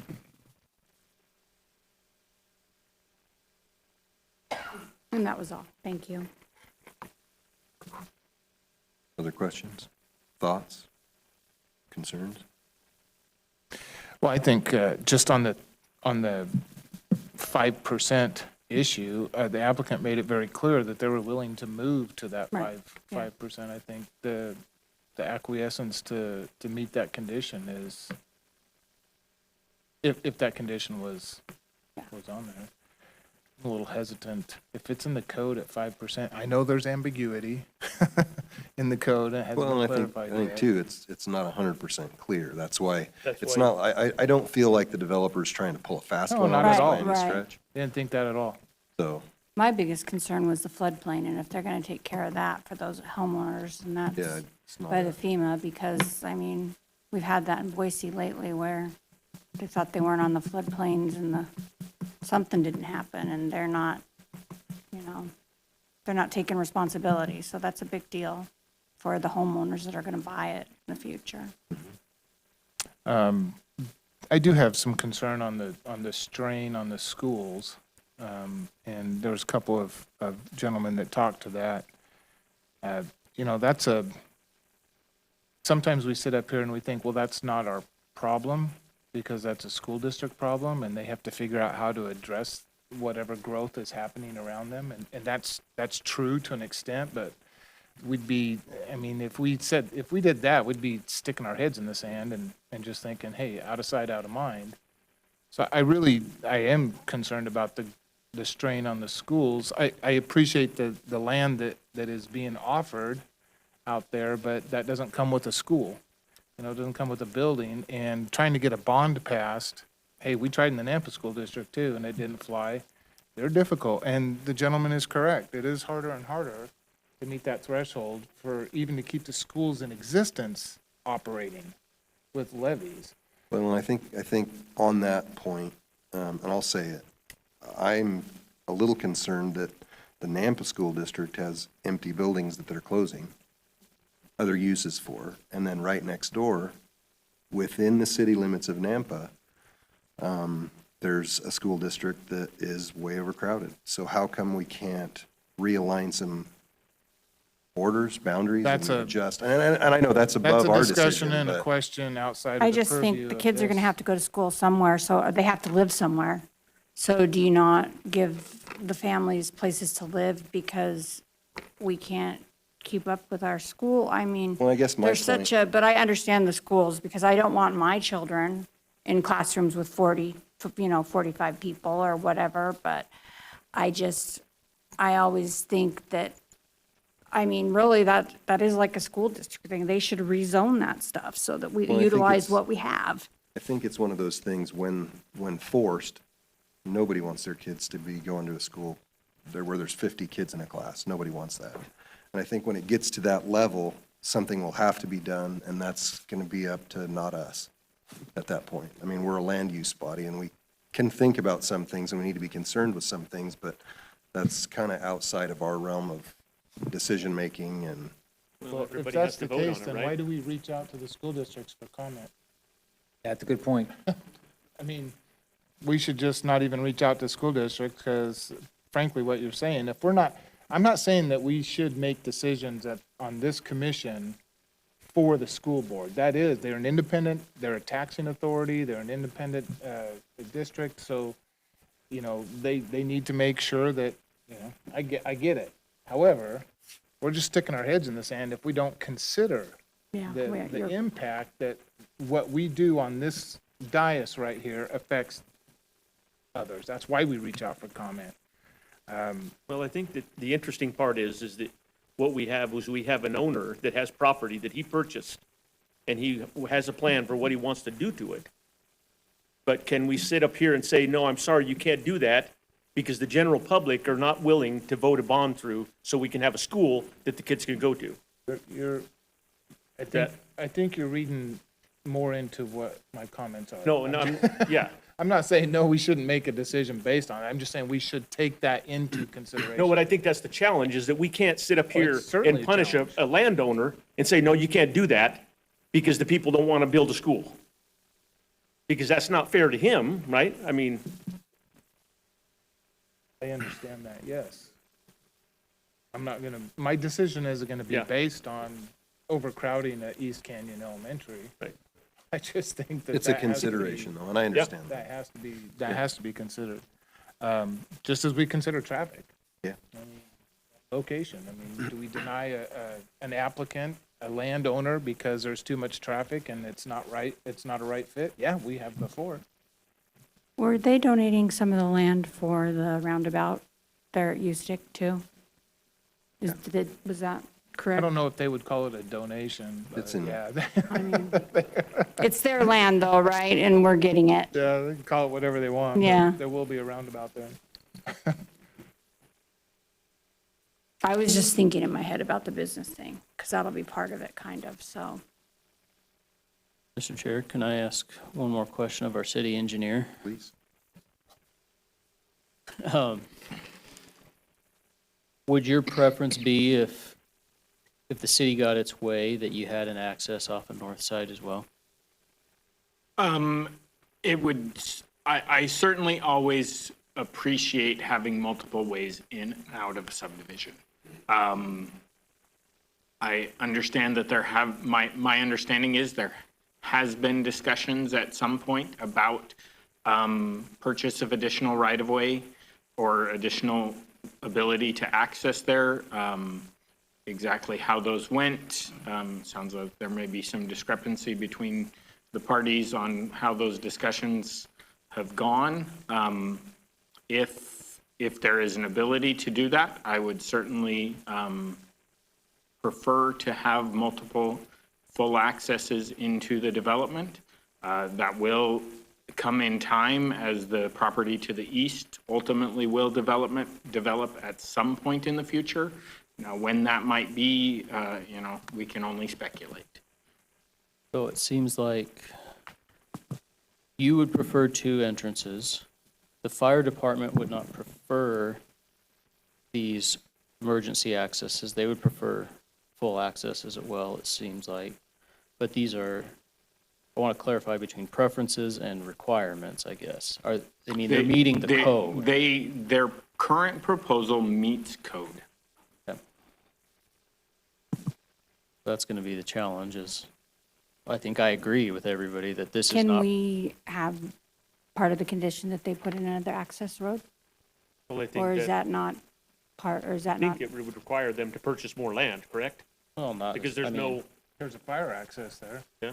But it is too And close to that- the, Let me go clarify. ahead. There is not, on the current property they own, there is not the ability to add a second full access. Because they They can't would cross re- the it would- irrigation. It would require, it is too close to the intersection. It would require acquisition of additional property to place a full access out to north side, That would have to go further further south, correct. on north side, yeah, okay. So while we would prefer it to be better with regards to fire access and traffic access, it's not feasible without more property. Because of the Correct. irrigation easements, is what I'm saying. And just And how close they configuration are of to the the property and intersection. the And proximity to the proximity to the intersection, yes. Okay. Well, that makes it more challenging to use that as a finding for denial because you can't require somebody No to, possibility of. yeah. And like Daniel said, eventually, 10 years, 20 years, 30 years down the road, when that east project to the south develops, there will be a access. Right. Access anywhere else for that piece of property. And Mr. Chair, on that note, I think that's sometimes what a lot of people who listen to these, and even us, forget, is that this is a 20-year project. They're not gonna be, 500 more students going to East Canyon Elementary next year. Yeah. There's still some capacity, according to their comments, there's still capacity at all three of those schools, elementary, the junior high, and even Ridgeview. 62 at the high school, 282 at the middle school, 148 at the elementary school. So maybe, hopefully, we'll cross our fingers between now and whenever it's needed, they can figure out what to do. Well, if it still feels too dense to me for that area, I think they've got it phased well within, I mean, if you just kind of zoom out, we're right at the tail end of this U-stick before we get all into the industrial, right? So it's not like we're phasing into higher density stuff, it's gonna be kind of just this pocket of higher density among what's basically gonna be stuck between RS7 and industrial. And I think the thing, like she's pointed out, is that they've wrapped it with the lowest density is all the way around the entire property. So from the outside looking in, you're gonna see, RS6, but all the density's on the inside of the development. And then, again, think about what does the future land use call for? Not calling for RS8 or 7, I think, to piggyback on what Mr. Morgan said, the U-Sticks, at some point in the next, however long, is gonna be built out to 5 lanes, and that might be, at that time, a better opportunity, or a better time for a development like this to come in with that much. I like the plan, I like how it's dense in the middle and then less dense on the outer. I don't have any problem with how the layout, just right there on U-Stick. And Well, and I guess my thought on that is how long is it gonna take U-Stick to develop out? And then how long is it gonna take this project to develop out? I mean, are we talking a 4 or 5 year discretionary period, or is it a 15-year discretionary period? I don't. Chair. Damien, can you go back to the applicant's presentation and bring up their phasing plan? I thought she said what the build-out was. Yeah, I think she did. well, the roundabout's in 5 years, 2 or 4 years. I thought she said it was gonna be finishing up about the same time, if I remember right. Mr. Chair, Commissioner Gardner, you are correct. The discussion was that their final phase would be around 2030.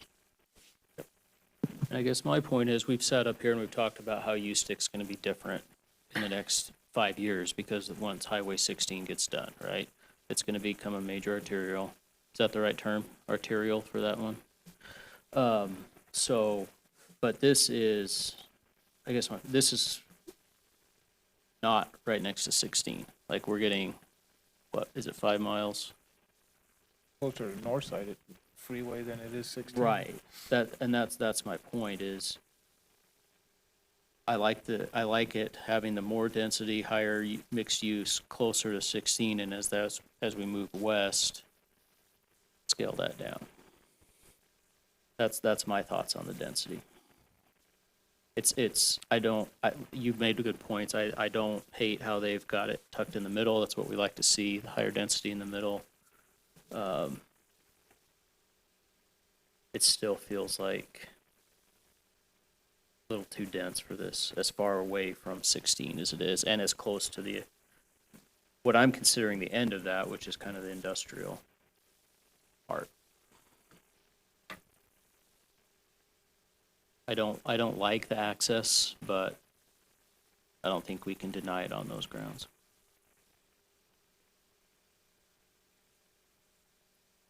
Madam Attorney, could we deny it on those grounds?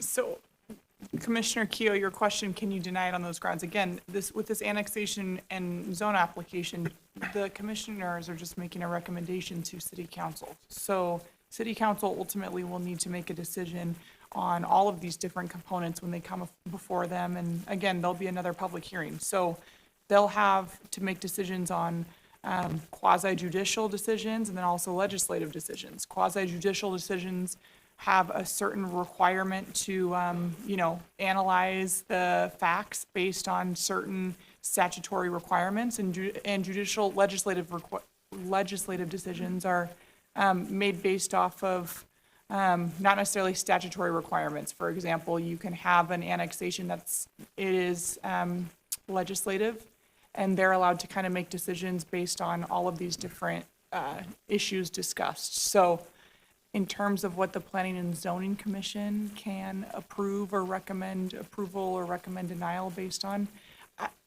you can make a recommended denial based on all kinds of different things. The requirements for city council is a little bit different than that. So We could say no and they'll say yes. They could say yes.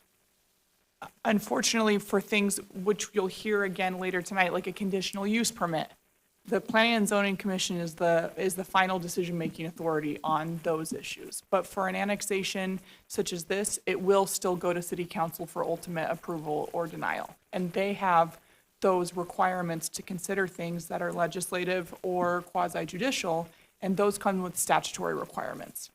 I'm not meaning to be evasive with Yeah, I your know, question. I I'm know. trying to kind of explain this. It's regular lawyer speak. At least she didn't say it depends. Yeah. I've removed that from my vocabulary, at least I've tried to, so.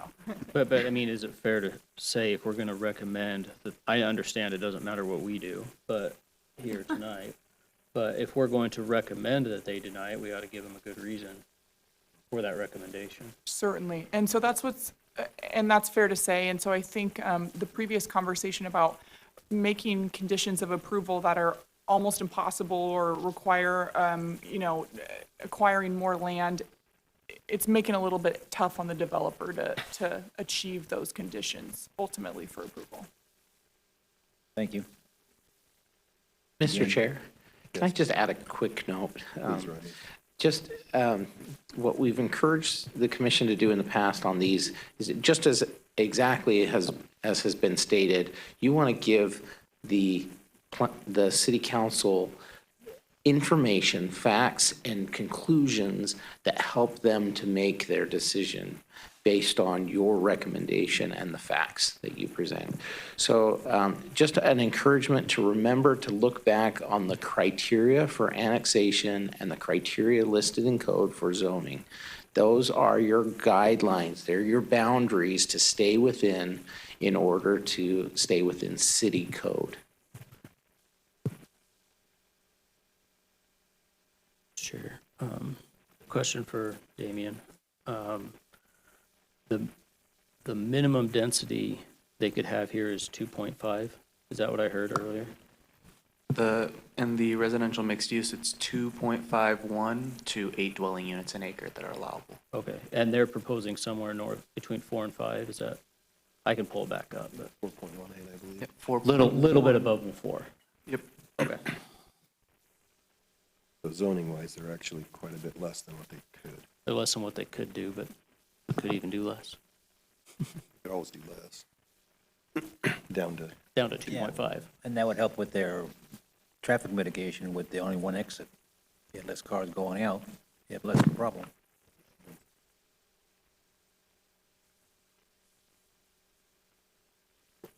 I'm going to take a shot at a motion here. Yeah, it'll be 2030 if you don't hurry up, so. Okay. And then we could, Mr. Chair, you can open it for discussion if you want after a second, but I move to recommend approval of the annexation and zoning for 37.74 acres. I'm reading this because I want to add a couple of,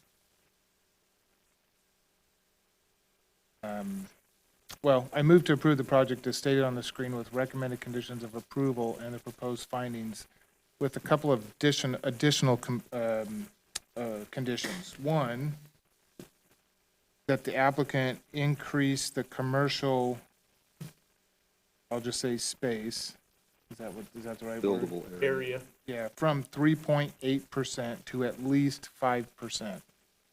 Now, we can go back and forth on what that includes, but we just want to move Just from the the. lots, buildable We want lots. to move from 3.8% to at least 5%. And second condition would be to install fencing, solid fencing, all the way down the east spine of the property from Ustick all the way down to the collection pond. That was it. Those were the only two conditions. Was there anything else that we had discussed? And if I could just speak to that motion real quick, or maybe we just need a second, but since there's a motion on the table. Or not, Second. is it? Okay. Okay, it's been moved by Commissioner Kirkman, seconded. Before we vote, Mr. Chair, can I just speak Yeah, to that motion yeah. real quick? So the reason that I wanted to move from I added that condition from 3.8% to 5% is simply because, you know, it's in our code. It's not specifically defined yet, and that's what's going to happen later on. But I think it's good practice to be consistent and stick to what's in our code. If we start making exceptions or, you know, I think we just move down we get on a slippery slope kind of thing. That's the only reason for that. And based on the applicant's presentation where she had mentioned that they were willing to do that, so anyways. Okay, it's been moved and seconded. All those in favor? Aye. Any opposed? Aye. Okay. Carries. We need to do a roll call, Rodney? I don't think so. I think we I should, think we've moving done a roll forward. call on all of these. Okay, so maybe we need to do a roll call. Let's just do a roll call. All right, let's do it. Yeah, do it. Okay. Miller, Yes. Turner, oh, just kidding, Kehoe, Aye. Morgan, No. Kirkman, Aye. Copeland, Aye. Garner, Yes.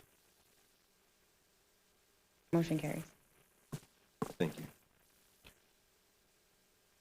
Okay, it is 7:46. We're going to take a 5-minute quick break. Let those leave and for others to use the restroom. Back at 7:51. Mr. Oh.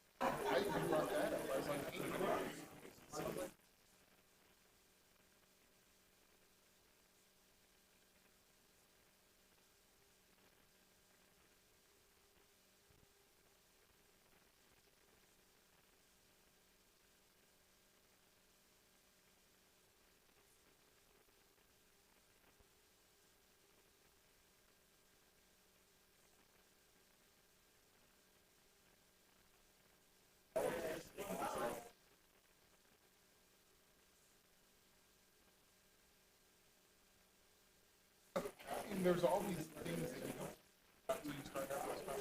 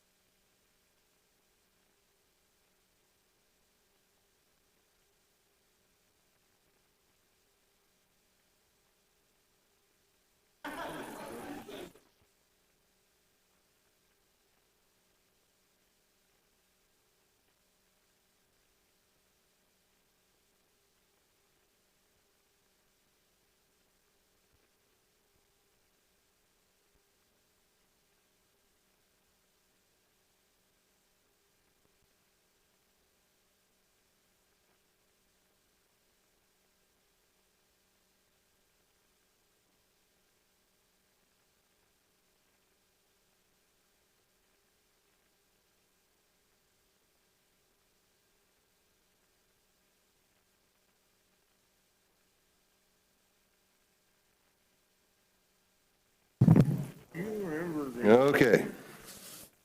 7:52. 1 minute past.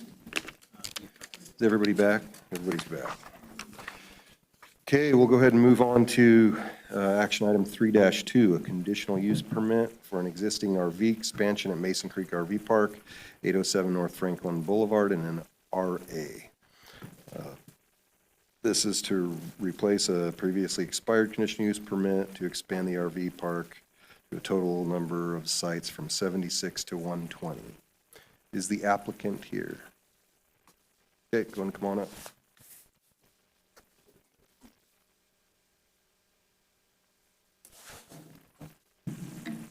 Good evening. Can you hear me okay? There we go. My name's Matt Stevens, and I'm the owner of Mason Creek RV Park. I'm here requesting approval of this conditional use permit to Can we expand please the get park. your address? Oh, sorry. Thank The you. the address of the park? Mine, 422 West Sherman Street in Boise. The whole thing, Idaho 83702? Yeah, Okay. we got the Idaho part, yeah. Okay. Perfect. I'm sorry, did you want me to tell you about I haven't done this too much, so did you want me to tell you about the expansion, or? Okay. So, as I mentioned, we're here for your approval of the conditional use permit to expand the park from 76 to 120 or more sites. And I want to acknowledge up front that I've heard the concerns raised by our neighbors, and I take them seriously. And I also want to share some context of what's happened at this property since we acquired it. When we purchased Mason Creek 5 years ago, we inherited significant problems. Since then, we've removed the previous management team that allowed conditions to deteriorate. We've had to evict multiple residents engaged in drug activity and violence. We've removed numerous inoperable RVs that had accumulated on site. We've cleared dead trees and shrubs and abandoned vehicles from the undeveloped expansion area. We even demolished a single-family home on the property that had become dilapidated. The residents who remain today are some of the best the park has seen since it opened. We've worked hard to change the culture and conditions here, and we're committed to maintaining those standards as we expand.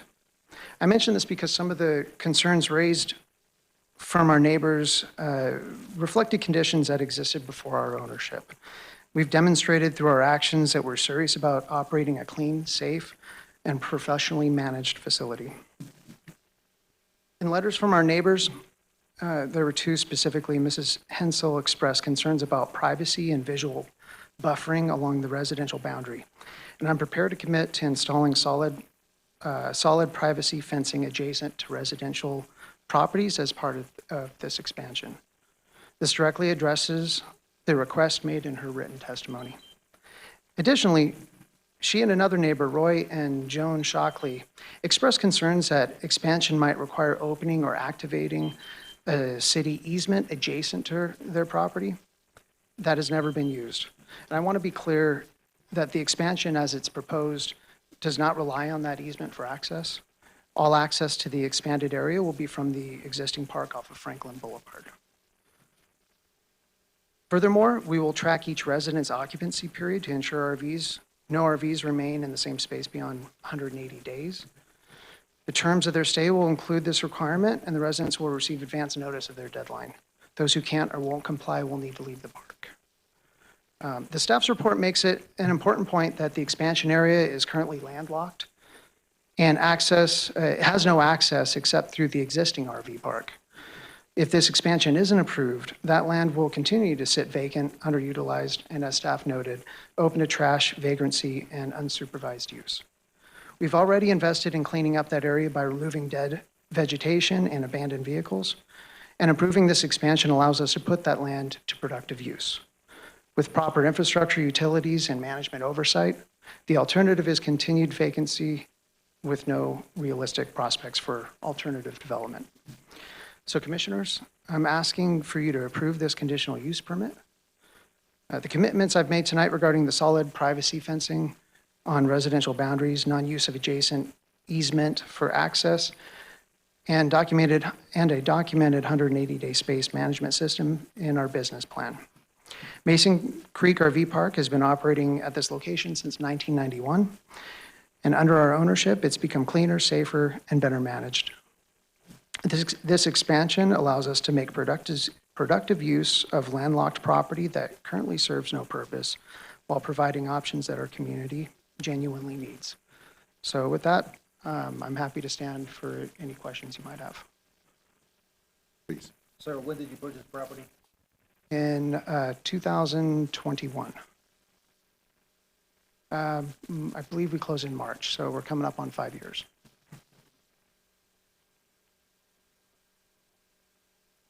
Any other questions? Okay, we'll call you back up. Okay, thank you. Thank you. Hey, Christy. Okay. Thank you, Mr. Chairman and Commissioners.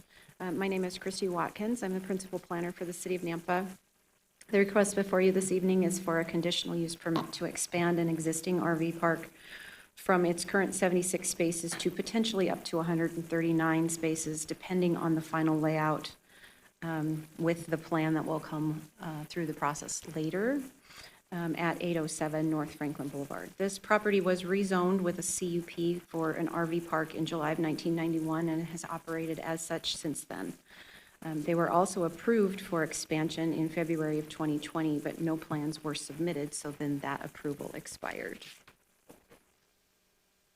This property was originally addressed as 923 7th Avenue North. That is what is in the original ordinance. It is now referred to as 807 North Franklin Boulevard. The comprehensive plan is medium density residential. The zoning is RA, which is suburban residential. The surrounding land uses and zoning to the north is BC, to the south is RA and BC, to the east is BC, and to the west is RS6 with single-family residential homes. There are public utilities available to this project, and the property has access available on North Franklin Boulevard. These are the applicable regulations. There are quite a few. For the RV park specifically, expansion of an existing RV park requires a conditional use permit reviewed and approved by the Planning and Zoning Commission. And then also, as highlighted here, no recreational vehicle shall be allowed to occupy a space for more than 880 calendar days, which engineering has also stated due to the location of the floodplain of this property. So it was good to hear him address that. These are the applicable regulations for the conditional use permit criteria. We'll go over those later. I also wanted you to be aware of the option in our CUP chapter for revocation. In the event of a violation of any of the provisions of zoning regulations, conditional use permit criteria, or in the event of a failure to comply with any prescribed conditions of approval, the planning director or his or her designee may revoke the CUP. Any citizen complaint or city citation related to a noncompliance with the conditions of a conditional use permit shall be investigated by city staff. The applicant or owner of the subject property will be contacted by city staff, and if the complaint is found credible, material, and not remedied, the CUP shall be revoked. I just wanted to make sure that that was on the record in case there are any complaints that come forward later. Other applicable regulations would be for the RA zoning. The most important one, as underlined here, minimum side and rear property setbacks shall not be less than 10 feet wide, except where a utility easement is recorded adjacent to a side property line. In that case, that would be larger.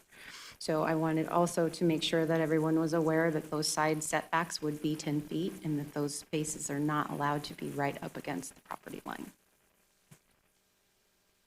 As far as correspondence goes, there were a couple of letters received that had some concerns about the narrow dead-end roadway, that it would cause more traffic. They were concerned about children's safety, fencing and visual buffering, which I believe he addressed again, permanence of RVs as residences, which he addressed, trespassing incidences into the neighbors' yards, hoping that fencing and buffering and filling in that empty space will help with that. Concerned about public safety, zoning compliance, infrastructure capacity, enforcement of existing conditions, protection of longstanding residential uses, and respect for neighboring property owners. Mrs. Hensel requests the following conditions be placed on the project: installation of a solid continuous privacy fence, not chain link, prohibition of opening or activating the city easement adjacent to their property for public access, required setbacks for RV sites, trailers, vehicles, and storage areas, enforcement of RV stay limits, and correction of unsafe, unsanitary, and unmanaged site conditions. Further correspondence from the building department, normal Title 10 building codes. Fire department, they do not oppose this application. They have stated that this development is located approximately 1.2 miles from Fire Station Number 1, with an approximate response time of 5 minutes. The Parks Department has requested a 20-foot easement along Mason Creek for a pathway. The Police Department listed out the calls that they receive in this area. They project to add 117 people, new residents, they're not really considered to be residents, but more people, to the City of Nampa's current population. Therefore, they are recommending a commitment to fund 0.015 additional officers and 0.08 additional support staff. Nampa Engineering does not oppose this application and has their standard comments for hookup to utilities, floodplain conditions, and impact fees. So the parcel in total is 14.58 acres. They have 76 lots now, or spaces now, and they, in this hand-drawn concept, they can potentially go up to 139. Now, they will be required to give us dimensioned layout, so it may not be 139 by the time they get done measuring all that out. So the proposed density at 120 spaces is 8.2. With 139 spaces, it would be 9.53. They're still well within code for that. For parking, each lot will require one parking space and alternative parking for visitors as required. Additional spaces are proposed in the concept plan. So this is our code that we're going to be looking at when they submit the plan for review. They're going to, let's see, I've got it broken out here, so I don't have to read the entire thing. So as stated, maximum density is 22 recreational vehicle spaces per net acre for an RV park. Their original proposal, well, with 120, it would only be 8.2. So they're not anywhere near that 22. And then with 139, they're still not anywhere near the 22 that they would be required to have. Then with the plan, that will be drawn out. There will be dimensions, setbacks, recreational open space, public or private streets, vehicle storage areas, utilities, and landscaping that will all be reviewed with that plan when it is submitted, and it will have to meet code at that time. So for the proposed findings for the CUP, the comprehensive plan does not address the need or the use of RV parks within the city limits, so that is a non-applicable criteria.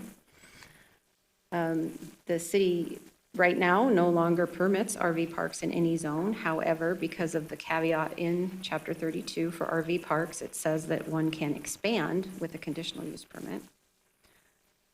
This has been a longstanding RV park in our community. RV parks are not considered to be full-time residents, and they should not provide convenient and functional living space for those residents. The remaining property is undevelopable in the RV park and remains, if the RV park remains in operation, as it is at the rear of the property and has no access other than through the park. Most of the site that is to be expanded into is located within the 100-year floodplain of Mason Creek. As noted, RV parks are proven to be a draw on emergency services. They do not, or an individual traffic impact fee assessment shall be performed and coordinated, but they are assessed at a lower impact fee than regular commercial projects. The owner of the park, as stated, will be required to have in their business plan the regulation of the 180 days per stay. The length of stay in an RV park is difficult to monitor, and it may require the city to hire more staff to regulate this. City code only allows for an RV to be placed there for 180 days. Neighbor observations indicate the appearance of permanent residents via non-movement of the RVs and landscaped areas around said RVs. City code compliance addresses non-compliance on a complaint-only basis. And 102512 provides the criteria for a revocation of a CUP if any complaints are submitted to our department. So we've got building department, again, public comments are referenced there. Fiscal impact study indicates that long-term use of a property for an RV park has a negative benefit for the city, where a short-term use of a RV park has a smaller benefit to the city. It is estimated that commercial uses are 10 times better than an RV park, and industrial uses are 11 times better than an RV park.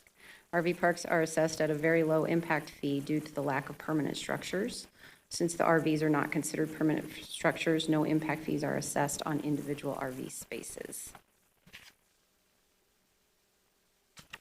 So these are the proposed conditions, and I believe he addressed a few of those for you in his business plan. These are the potential motions. I will stand for any questions. Christie, back in February 2020, we approved for the last couple. Those improvements, I mean, with a real long song and dance, if you recall, these two guys came in here and they had a long list of things they were going to do to improve the improve the park. Do you know if any of those things were done? Chairman and Commissioner Kehoe, I tried to carry forward as much from that original CUP approval as I could. Some of the things I believe that they stated were kind of above and beyond what our code requires. And again, those code requirements will be assessed at the time when I have a dimensioned plan to look at. So those same amenities and some of the things that they talked about in that public hearing weren't necessarily offered up with this application, but the plan, when they submit it, is going to have to meet our code.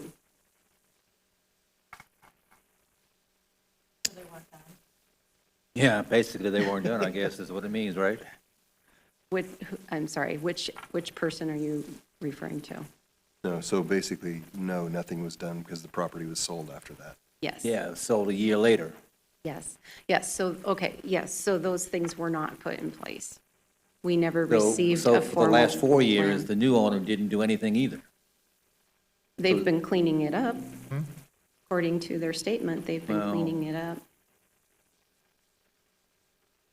No. Commissioner Morgan, it expired, so it's not transferable.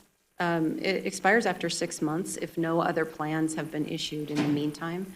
If we get the plan to review within that 6 months, it locks that conditional use permit in place for an indeterminate amount of time. If they let it go for 6 months and don't ask for an extension, then it just expires.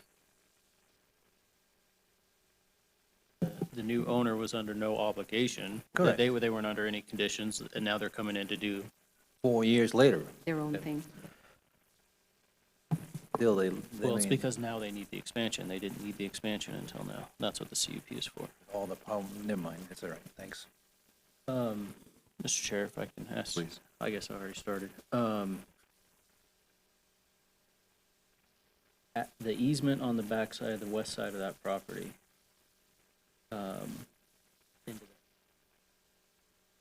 is that intended to be used? I can ask the applicant if I need to. Commissioner Morgan, when I spoke with him earlier today, he indicated that it was not intended to be used. They aren't going to be adding another access point. Is there any way we can condition that, or would that be illegal? I'm going to defer to Daniel on that one. I believe you could condition that. It is a public right-of-way. It's not an easement that runs through there. They Yeah. are public right-of-ways that were platted in the long distant past. But as a condition of approval, if that's something that you feel addresses the concerns, I don't see an issue with conditioning that they take no access from those public right-of-ways. But, Mr. Chair, can we, if it's a public right-of-way, do we have that authority to just close that off as a condition in one applicant's application? Maybe that's a question for the attorney. Commissioners, I'd be a little cautious to make a condition that is restricting public access to those roads. So again, I would just point back to those 4 criteria that are before you, and that would be your guiding light for making the decision. And ultimately, if it doesn't fit within those 4, I'd recommend we steer clear of making that a reason for denial ultimately. Mr. Chair, a kind of a follow-up to that too, with CUPs. Rodney, this might be a question for you. I don't know.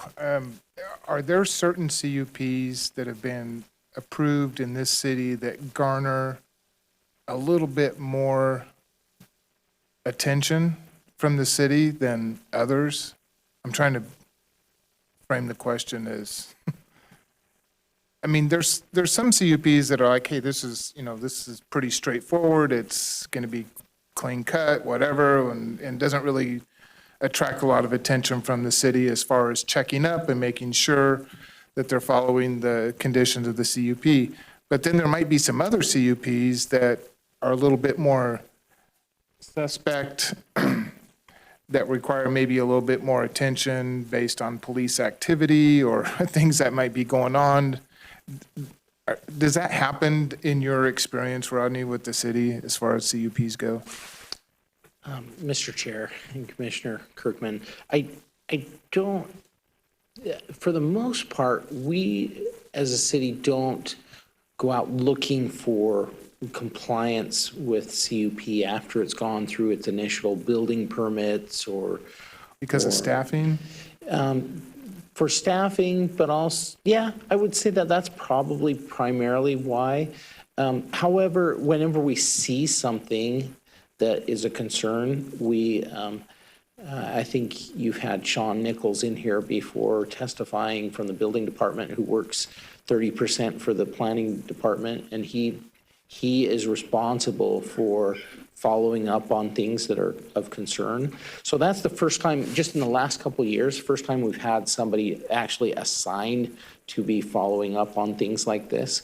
But it only comes up if we know about it. And so our conditional use permit zoning language, the language in code says that we need a couple of people within proximity of the property to make a complaint, and then we go investigate, and then we enforce. And so if it's found to be credible and they don't comply with the criteria or the conditions listed in the conditional use permit, then I revoke the conditional use permit, and they have to come back to you to overturn that decision. And I'm glad you explained that, because that was one of the reasons I asked the question too, because the concerns are brought from citizens then, and, from complaints from people affected by that CUP. Okay.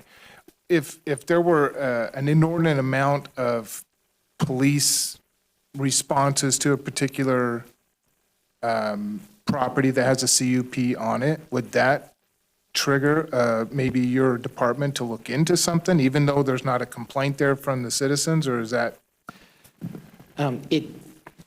It depends. I hesitate to say that. I'm not an attorney. But yeah, it depends. I think if it's related to the conditional use permit, such as a gun sales or something, gunsmithing or something like that, if it's related to that conditional use permit, then absolutely we would look into that and do the research. If it's, if it's a barking dog, or I don't know, that's probably an extreme the other direction. But then if it's not related to the conditional use permit, then no, we don't pay too much attention to that. All right, that's all I have. Anybody else? Okay, we'll go ahead and open up the public testimony portion. Madam Clerk, do we have a sign-up sheet? We do. We have one Clint Taylor. Okay.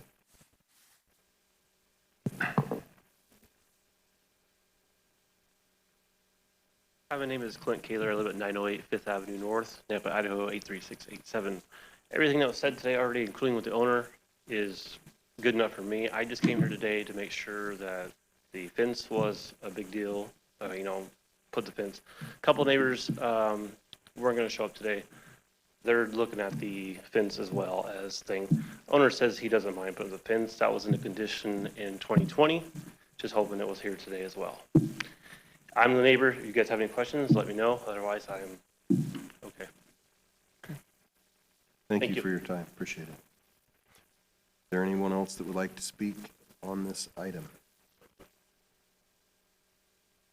Okay, Mr. Steen, you want to come back up and answer some questions for us?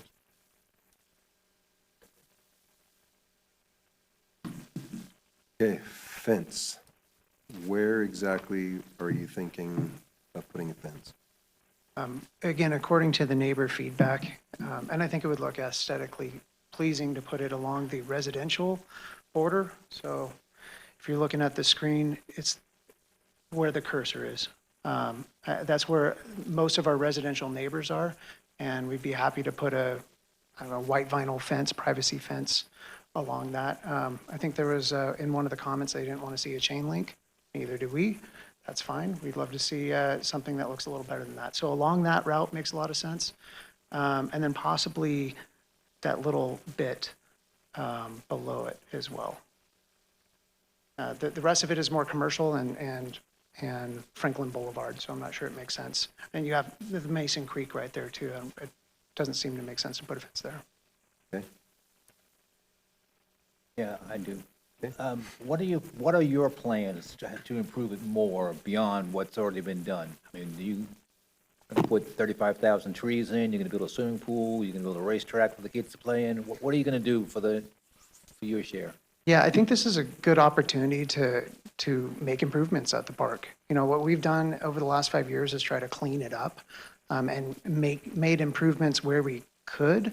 But I think going through and installing new units is a great, especially for landscaping and fencing, a way to beautify the property. Well, the other CUP back in 2020 was gonna include paving the roads. Have they been paved? They haven't been paved. I don't recall seeing that in the previous approval. I did see fencing was involved in the last one, not surprised to see it here, and again, happy to do that, but I don't recall that being in the previous approval. But you're not thinking of it either then? You know, I think with nice gravel, it would look great. I mean, I think if you went through the park right now, you would see it's in pretty good condition. That would be a pretty enormous expense to pave the entire park. And while I want to make it look really nice, I think there are other ways of making it look really good. Well, if you just even pave the roads, I mean, you had to pave the pads, but you got an entrance road and you got access between the different pads, the main course. You know, we're looking at right there. I mean, it's not talking about paving every individual lot, but the pathways between the different lots and the entrance and the exit. Yeah, that's what I was referring to too. You'll see their little grass. I can't read that. Whoever's. It's just a requirement. It's a requirement. Well, and it's portions, it's not the entirety. Okay.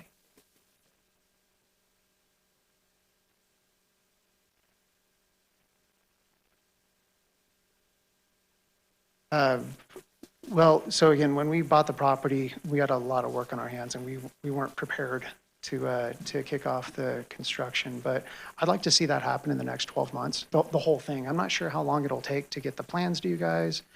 I'm sure, as you know, civil engineering takes quite a long time these days. So. But it's in the near future. You're not looking 5 years down the line. Correct, yes. And then the 180-day thing, that's quite a bit. Do you guys have something in works that makes sure? Mr. Chair, can we get her to, speak into the mic? We can't hear you very well. I'm so sorry. I was asking him if the 180 days, if they had some sort of process in place to make sure that there weren't there more than 180 days, because that came up more than once on the staff's report. Yeah, so we have a management software that we put move-in dates into and names and contact information, and we're going to be including move-out dates as well. That way we get notifications when we're 30 days out, for example, and we can share that information with the resident. Okay, so you guys are going to. If they wanted to stay. You guys do comply with that? There's Yes. not any permanent residents there? We will. You know, I can't speak for the past. Right. You know, a lot of the residents there, as I mentioned, we've worked hard to really cull the best ones, and it is kind of a shame to ask them to leave if we had to, but that is something that has been addressed and we're going to be working on. I mean, you only have to leave for a little while, right? You don't have to leave Well, forever. but that also means that they don't move from one spot to another spot, correct? Within the park. Within the park. Within the park. No, I think they probably could. Yes. I mean, technically, the code doesn't address that. It just says they can't be in one spot for 180 days. Right. They could build that spot next door. Just for As a your own management, as an owner and a management of this property, are you going to allow them to move from one spot to another spot after 180 days to circumvent what I believe is the intent of the code? The way I interpret the code is, to be fair, there are some that have been there for a very long time and they have made it their home. And I think when you are forced to move your home, a lot of that goes with it, right? It's kind of like when you move your house, you clear out a lot of stuff. And I think for the way I interpret it is making sure that they don't grow roots in the park, essentially. And that's something we plan on and working on and addressing in the future. So the answer is you're not But to gonna, ask them, I guess to answer your question, ask them to leave and never come back, I don't know that that would be something that would be realistic to do. I don't know that any park does that. well, right. The intent of the code is that they don't become permanent residents in an RV park, period. So those that have been there for years, I don't know if they're grandfathered into the code, if they're grandfathered in before the code went into effect, or well, I don't know. I think the concern is that those that are in the park will find a loophole to stay there after the 180 days, whether it's moving their trailer, leaving everything else there and moving their trailer to another spot or whatever the case might be. But I don't think that's the intent of the code. Yeah, That's just my yeah. opinion. There's no legal interpretation or anything around that, so. Could you please, Rodney? Yeah, I mean, we had this discussion a couple of years ago, several years ago, I guess, where city council was concerned about RV parks. And as we've already discussed, the calls, the services were not receiving financial support for those services because they're not permanent. They're not permanent. So they're not paying those property taxes like a stick-built home would do. So, yeah, the intent is a couple of things I would say is just safety of the residents and making sure that this isn't a structure that's fallen apart and a fire hazard because it's just there for long term and then you route electrical to it and in unique ways or whatever it is. And so it's safety for the residents and then also just trying to encourage this to be a recreational lot. So our recreational RV lot is intended to be this place where people are transitioning through the community. And I think that was the intent that I heard from City Council when this came a couple of years ago.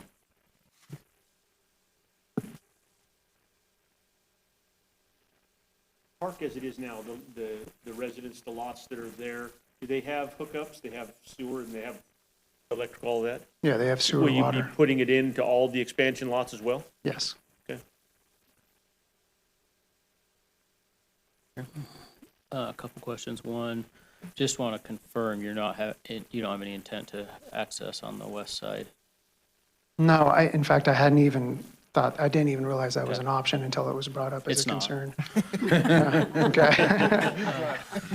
I mean, quite honestly, I like the access we have right now, and I think that might only complicate finding the place, really. It's pretty obvious where to go if you want Right. to find a space there.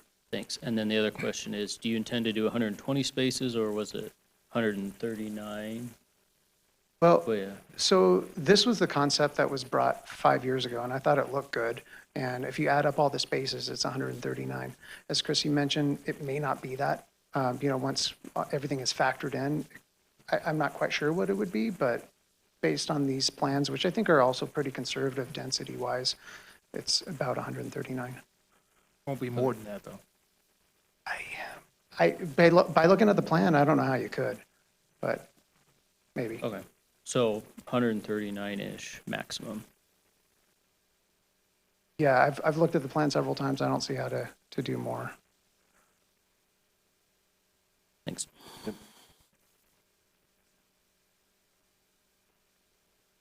Thank you. Thank you. Make a motion, we close the public hearing. Second. And motion by Garner, second by Morgan to close the public hearing. All those in favor? Aye. Any opposed? Okay, public hearing is closed. Thoughts? Yeah, Mr. Chair, can Christie or whoever's got the controls over there, I can't even see Christie. Is she even here? Okay, there. Can you put the letter from the correspondence from the citizen back up there who had some of those conditions? I thought they were pretty, the correspondence. And she was making, yeah, there you go. She requests the following conditions. So the installation of a privacy fence, not chain link, along all residential boundaries, already agreed to do that.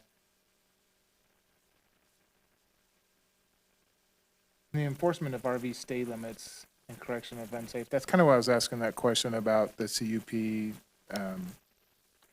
Rodney.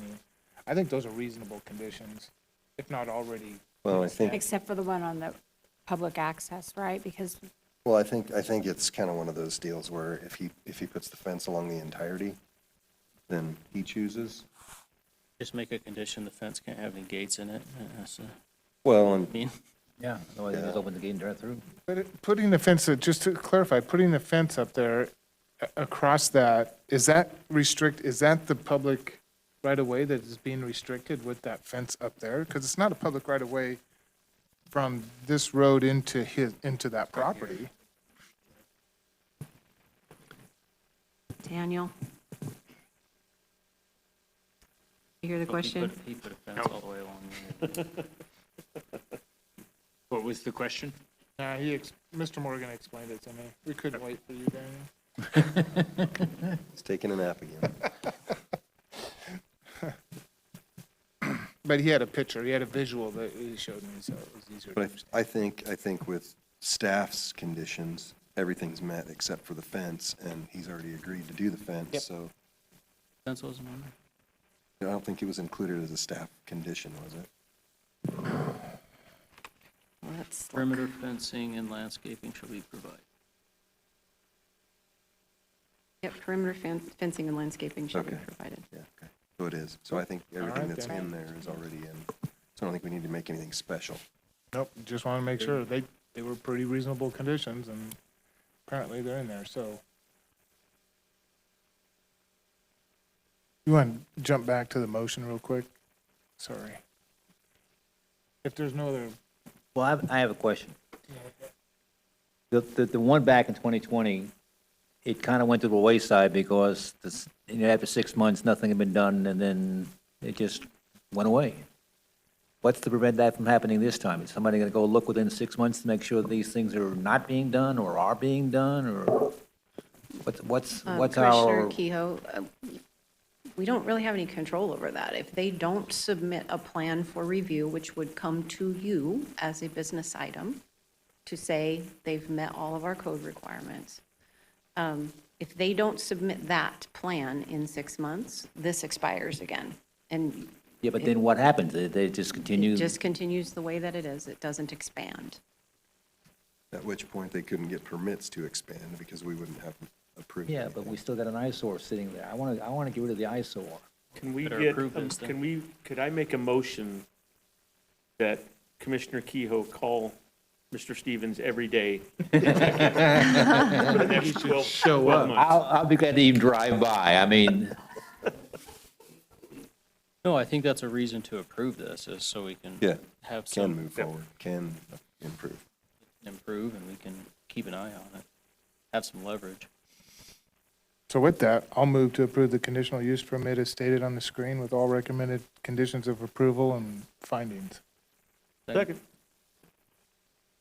Been moved by Kirkman, seconded by Morgan to approve this item. All those in favor? Aye. reluctantly, I. Any opposed? Okay, motion carries.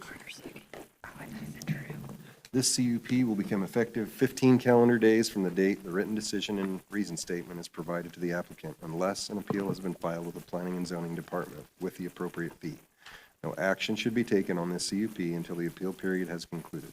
The applicant must confirm with Planning and Zoning staff if there have been no appeals. Okay. Action item 3.3, annexation and zoning to RS6 and a conditional use permit for an assisted living facility with 9+ beds at 3023 South Happy Valley Road for Summer Breeze Assisted Living Facility for up to 11 rooms and 13 beds. Is the applicant here?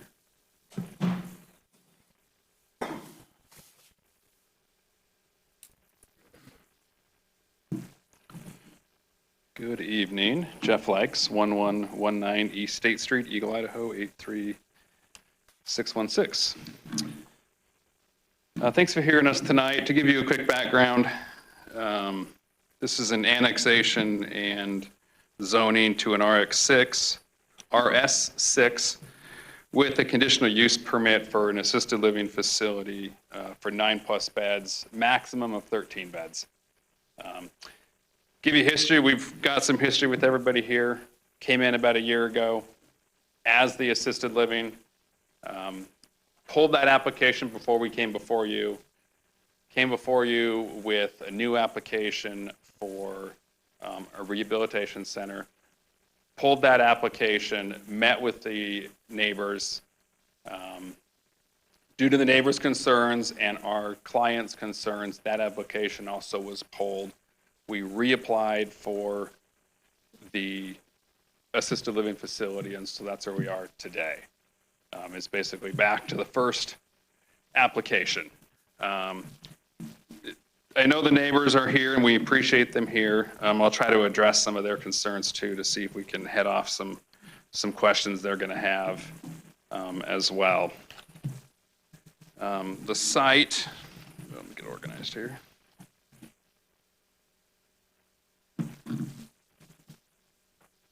The site's located at 3023 South Happy Valley Road. Currently, it is in the county, which is why we're here for the annexation, and then the zoning itself of the RS6 zoning.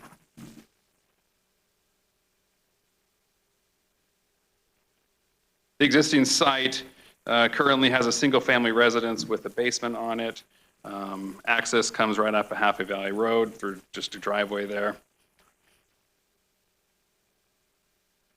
The proposed site, again, takes access off of Happy Valley Road with an installation of 7 parking stalls, 6 regular stalls, and 1 handicap stall. 50 foot of dedicated right-of-way with improved landscaping and frontage requirements along Happy Valley Road, as well as connecting to city services, which are in Happy Valley Road. So that's sewer, water, away from the well that's there, and connecting all that into Happy Valley Road.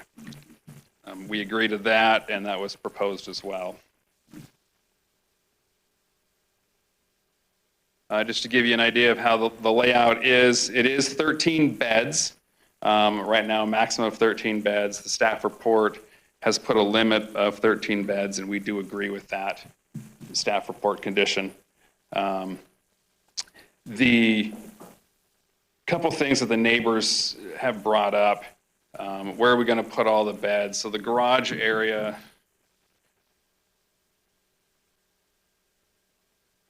No, pointer doesn't work. excuse me? Pointer doesn't work. Yeah, pointer doesn't work. Garage area is in the lower right-hand corner there. That actually gets infilled, and that's where we create more space for beds itself. There's also an outdoor area in the upper right-hand corner of that screen. That also gets infilled to create some bedrooms there. The exterior of the center really doesn't change, except for the, like I said, the addition of the infill in the garage and infill in this upper elevation there. We infill that area with some walls to account for the new beds. So the residential feel will still remain the same. We do need to install a new ADA ramp to access the facility, which you'll see there kind of on the front area. There's just the front elevation, side elevation there just for reference. So during our neighborhood meeting is what I kind of want to bring up, and I'll go over some of their points and how we addressed their concerns. Exterior lighting was a concern. Will lights go off the site? And so any new lighting that we do will be screened and downlighted per city code.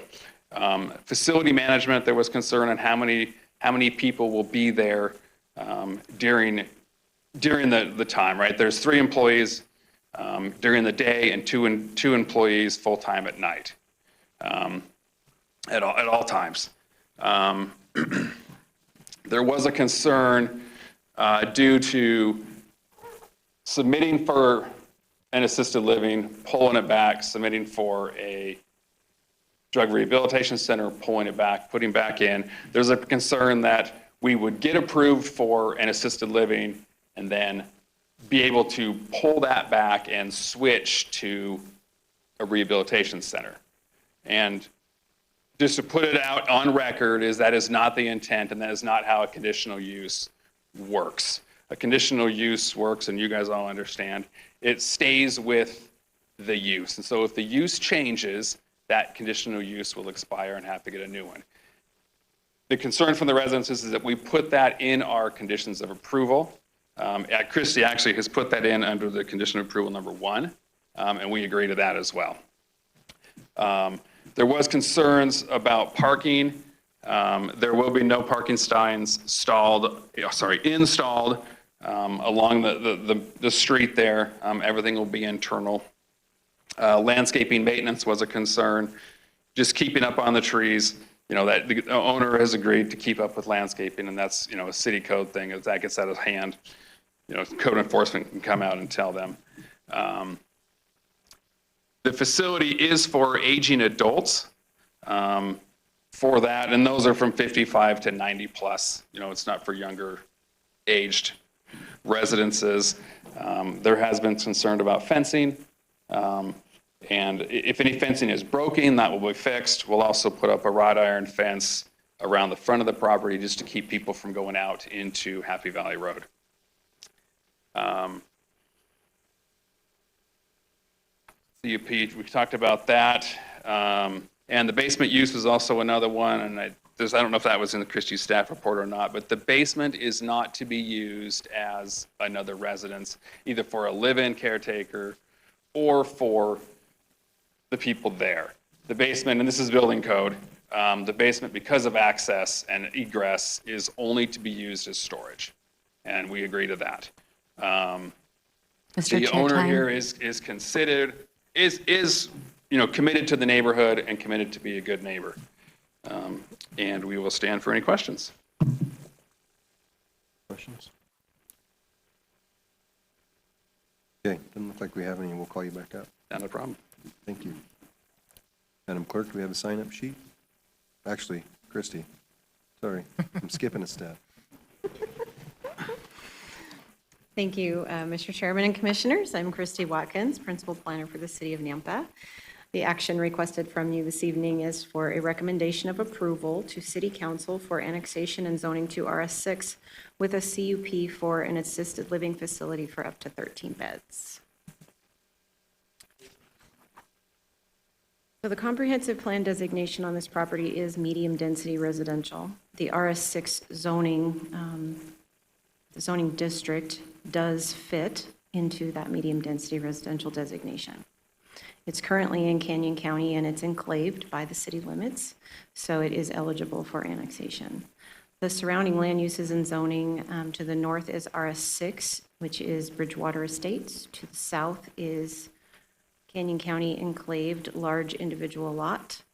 To the east is Canyon County Ag Land, and to the west is RS6, again, Bridgewater Estates. There are public utilities and services available to this property. And according to 1032 of Nampa City Code, an assisted living center or home does require a CUP in the RS zone. This is the layout that he already shared with you. These are the applicable regulations for annexation, zoning, and for CUP. Engineering made some comments. When they annex, they're going to be required to dedicate a certain portion of right-of-way along Happy Valley Road. Frontage improvements will be required at the time of development. That includes landscaping and sidewalks. Traffic impact study is required for any project that generates more than 100 new vehicle trips during any peak hour. A TIS will not be required for this project. A turn lane warrant analysis may be required when we see the plans. The city currently maintains all utilities in this area and has capacity to serve it. As far as public input goes, we did receive some public input from a couple of people. Summary of concerns include increase in traffic, no turn lanes on Happy Valley, too many people to retain a residential appearance and operation. Property values will go down, location of the facility in proximity to their backyards, emergency response times for individuals who may need care quickly. It's fairly lengthy out there. We'll have to look at that. needs to be in a more suitable location and not within proximity of the bus stops.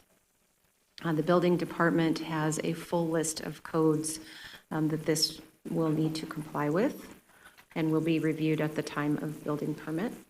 The fire department does not oppose this application, subject to compliance with their codes as well, and that's access to the facility and around the facility. The engineering division does not oppose this application and has listed the conditions of approval.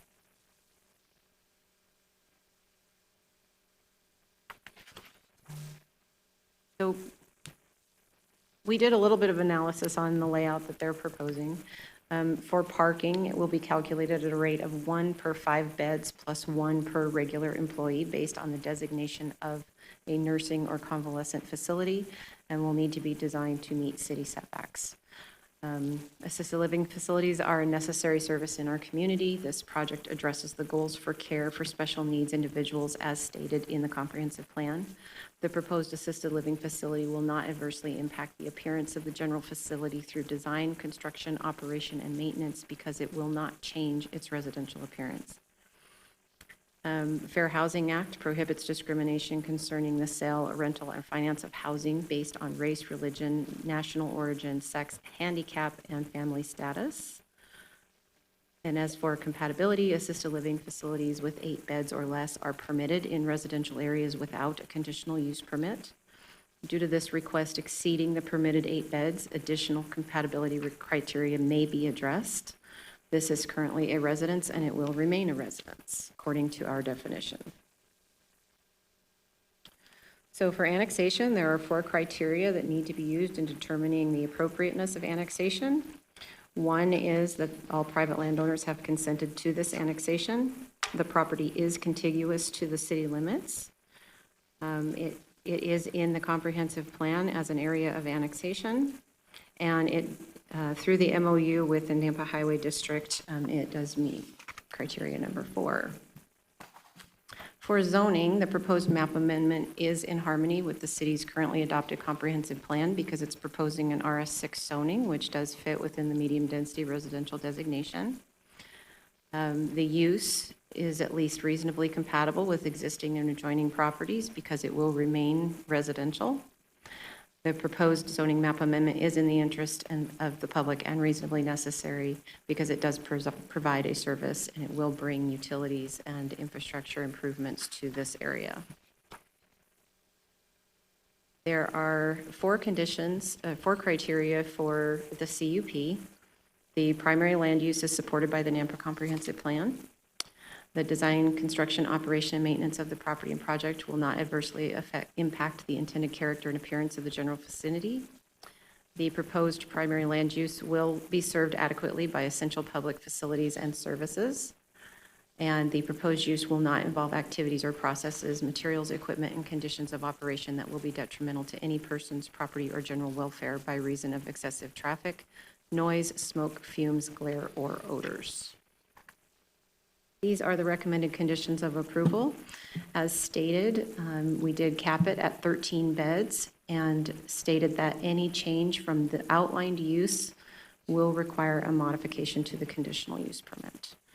Everything else is an engineering requirement, and these are the potential motions. I have broken these out in a way that you can approve everything all at once. You can deny everything. You can approve the annexation and deny the CUP if you choose to do it that way.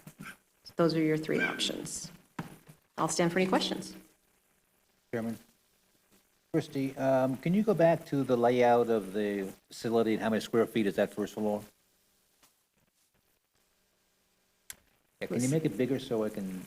4,271 square feet. I can't zoom in, sorry. Cannot zoom in? 4271. 4271. I always want to see the bedrooms, and because if there's 11 bedrooms and 13 people, so some people have to double up, and would that be? Not our problem. Yeah, I guess. Yeah, maybe need to answer the question to the applicant.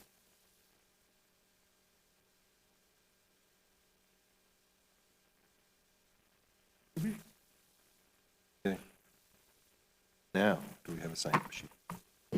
Yes, the first is Mandy George.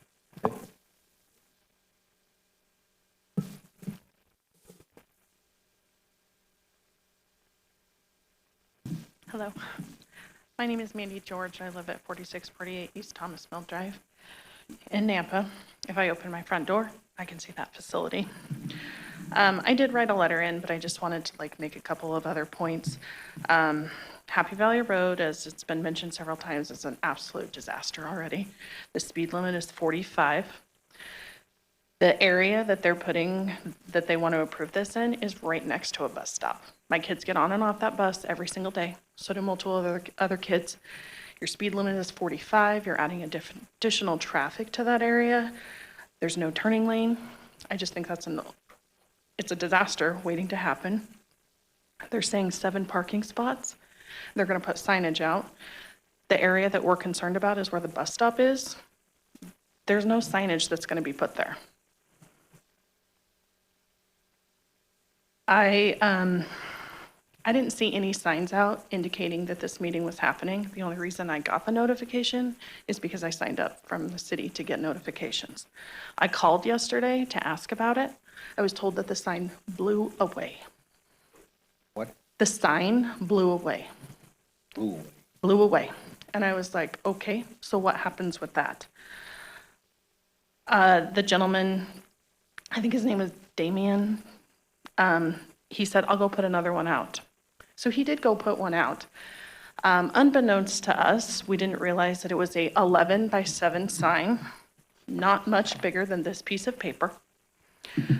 When I went to the City of Nampa's website, I pulled up your flyer, and it said that it needed to be a 4 by 4 foot sign. When we called in and asked about that and spoke to someone about that today, we were told that this is actually only for developers, that this doesn't pertain to residentials. My question is if we're going to the City of Nampa's website and it's supposed to be an area where we can go and get clear information, why does that not say this on there? Why is someone who is a big developer, why do they get a big sign that tells the public what's going on? Why do we get an 11 by 17 sign? Which I might also mention, when we went and took a picture of it, conveniently, his trash can is now in front of it. His trash can has never been on this side of the facility. So now his trash can is blocking the sign that nobody can read. Quite honestly, there's signs all over the place. I can read the signs for picking up dog poop, we want your diabetic supplies, we'll remove your junk. We can see all of those signs. We can't see this. Thank you. Thank you. Oh, so I want it denied. Duh. Next, Josh George, noted. Thank you. Laura Stewart,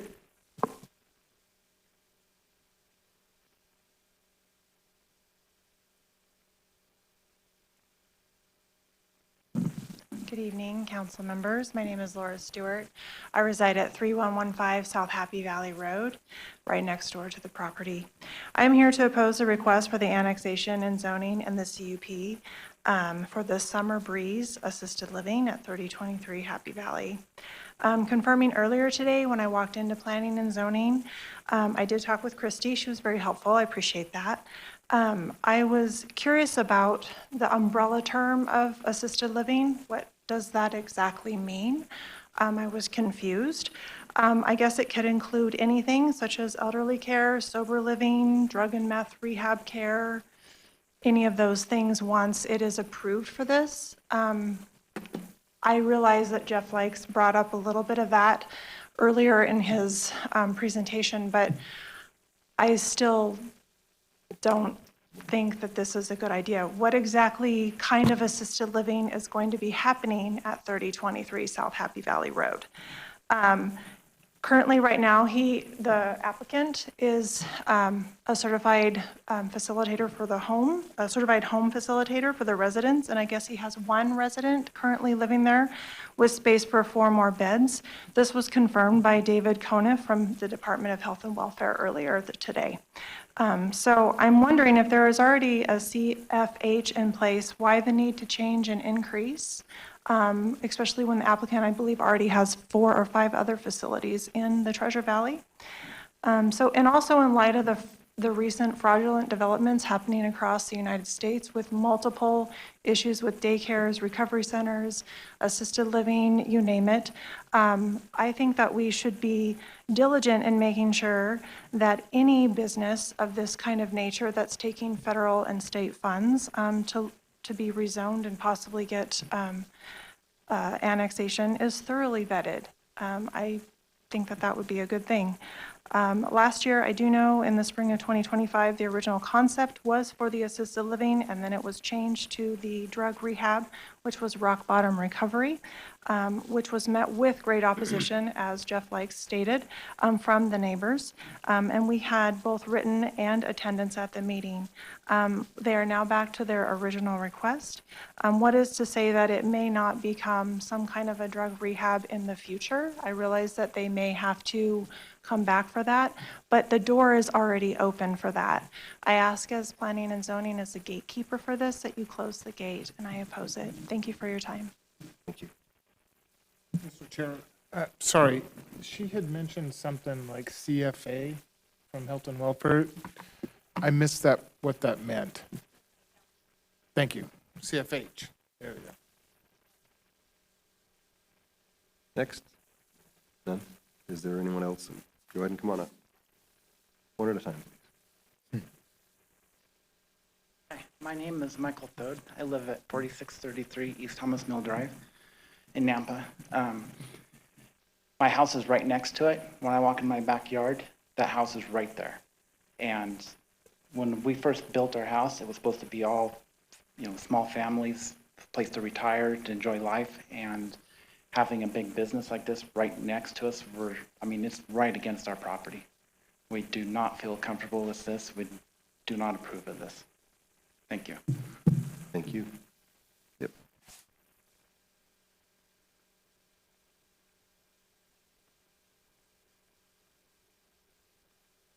Hi, my name is Mary Speck, and I live at 4451 East Thomas Mill Road, or Drive. I also oppose this for a couple of reasons. One is that we met here a few weeks ago and talked about the development that's going to possibly go in on the other side of Happy Valley. And one of the main reasons that was denied by you was because of traffic and response time. So why are you putting in an elder care home when the police and the ambulances have I think it's 7 minutes that we said? So it doesn't make sense from that end.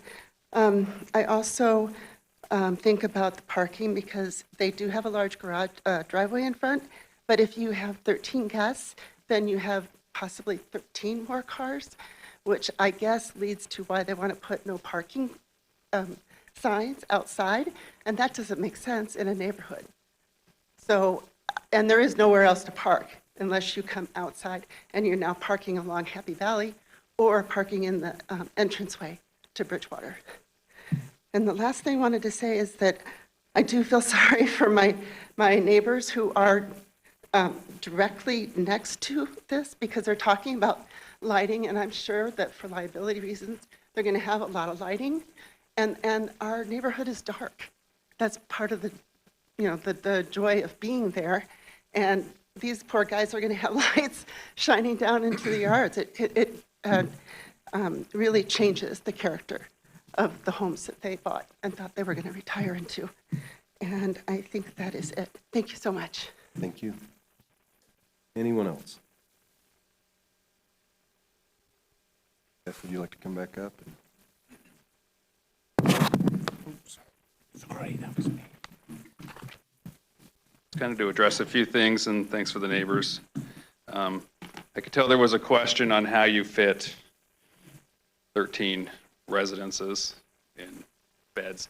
100 square feet per resident is the state requirement excluding closets. So if you have 2 residents per room, it's a 200 square foot room excluding the closet. So kind of help clarify that a little bit. They brought up the sign, just so to clarify with the neighbors, that sign is not posted by us. That sign is posted by the city. And so if it, whatever size it is, if it blew away, it's not on us. Assisted living, the traffic for assisted living is much less than traffic for any other commercial type use in there. They did talk about parking on the street. Again, that's a code enforcement issue. Visitation during certain times of the year, Christmas, whatever, birthdays, those can be arranged as a scheduling deal, as an internal mechanism with the residences and their families. Again, fire had no opposition, even though we're a 7-minute response time from there. I think, they're trying to get better, but they did have no opposition to that. And again, we've just bring it up again, we are not a drug rehab care, nor will it be a drug rehab care. And I think the conditions of approval specify that, and, we agree to that. So we'll stand for any questions. Mr. Chair, on that note, if I could, so what is the, you brought up the CFA. Are you a certified family, or CFH, a certified family home? I'm an architect. I'm going to have to ask what a CFH But is. you're here representing the client, so what I I'm am. asking though is will this be a certified family home, which then could at some point incorporate maybe some of those other populations? Like drug rehab or whatever, like she That was- is a very good question, and if you give me a second, I'll find out. I have never heard of a CFH. I do know health department comes in and monitors these, but I can find out if these guys. Okay, we might need you to come up here to the. Hello, my name is Navjot Singh. I'm the homeowner and the applicant. Certified family home, it is similar to assisted living. You can only have a max of 4 residents, so my plan was to convert it to a certified family home until it gets approved as an assisted living. It's still seniors who needs assistance with activities of daily living, like medication administration, dressing, meals. But as a certified family home, whether it's 4 months, 6 months, whatever, until you get that other certification, is there a possibility that under that designation that you could have somebody that's in recovery? No, it's for seniors who need assistance with daily living. As a CFH? Yes. Okay. And that's obviously monitored and enforced by health and welfare? Yes, it is. Okay. Thank you. Sure. So just to clarify on that, I think the building code definition of assisted living is narrower than the planning. Right. I'm not saying that right. But yeah, the planning and land use code for assisted living is much more broad than the building code definition. So if they go get a building permit for being an assisted living facility, it's going to be for seniors. But is that, I'm not an architect, but. You're correct. Okay. It is for seniors. Right. Yes. I'm going to ask the other architect here to make sure. I'm going to check, yeah. So. Any other questions? Okay, I think that's it. Thank you. Close public hearing. Second. Been moved by Kehoe, seconded by Kirkman to close the public hearing. All those in favor? Aye. Any opposed? Okay, public hearing is closed. Okay. So, as far as parking on the street, Greenhurst, I don't know who I need to ask for this, but if there was. Happy Valley. Or Happy Valley, sorry, yeah, it's close to the intersection. If there was an issue with people parking on Happy Valley, then the neighbors would complain to police department, to planning and zoning, to, how would that be routed, or should it be routed? So Happy Valley is a public street. Unless council were to designate a section as no parking, as long as they are legally parked and not obstructing the travel lanes, it's legal to park. They are required and will, if they get approved and go through the building permit process, they will be required to provide the code required number of stalls off the road. Any roadway parking is not allowed to be included in that. They would, as part of the TI, they'll be required to do some sidewalk improvements that will affect that road frontage.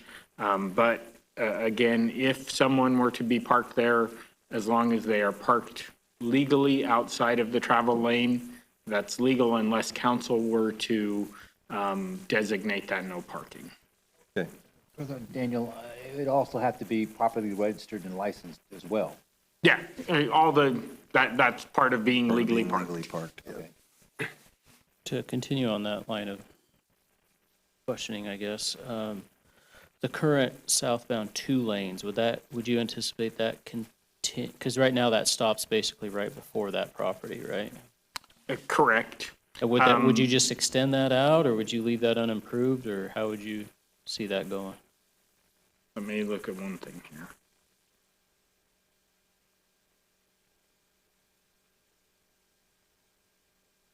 That section of Happy Valley is an arterial roadway, and so the development would trigger them putting in the sidewalk, but not doing full curb gutter sidewalk widening, or full curb gutter and widening there. So I would not anticipate that 2 southbound lanes would continue until the city comes through and does some full widening of Happy Valley at some point in the future. Okay, because right now, from what it looks like, there would only be one lot between this lot and what used to be Greenhurst Nursery, which has got the improvements. It looked like on the map that enclave lot looked like it's annexed in front of it. Yes. Our codes have changed from when Bridgewater, Vineyard Point, the River Meadows, and the Greenhurst Nursery improvements were done. We do not require on arterial roads full improvement of the road until at the time of development, unless a traffic study is going to warrant it, which this will not. The reasoning behind that is because we end up with, like you have there at this, where we have a piecemeal, some developed, some not, and the utilization of that pavement. We have pavement we have to maintain there that is not needed or well utilized for the traffic. And so that's the reason for the change that has happened in our codes. And so this would not trigger improvement of the pavement widening that would allow for an extra 150 feet of a lane that is not going to be needed or utilized, but we would have to maintain it.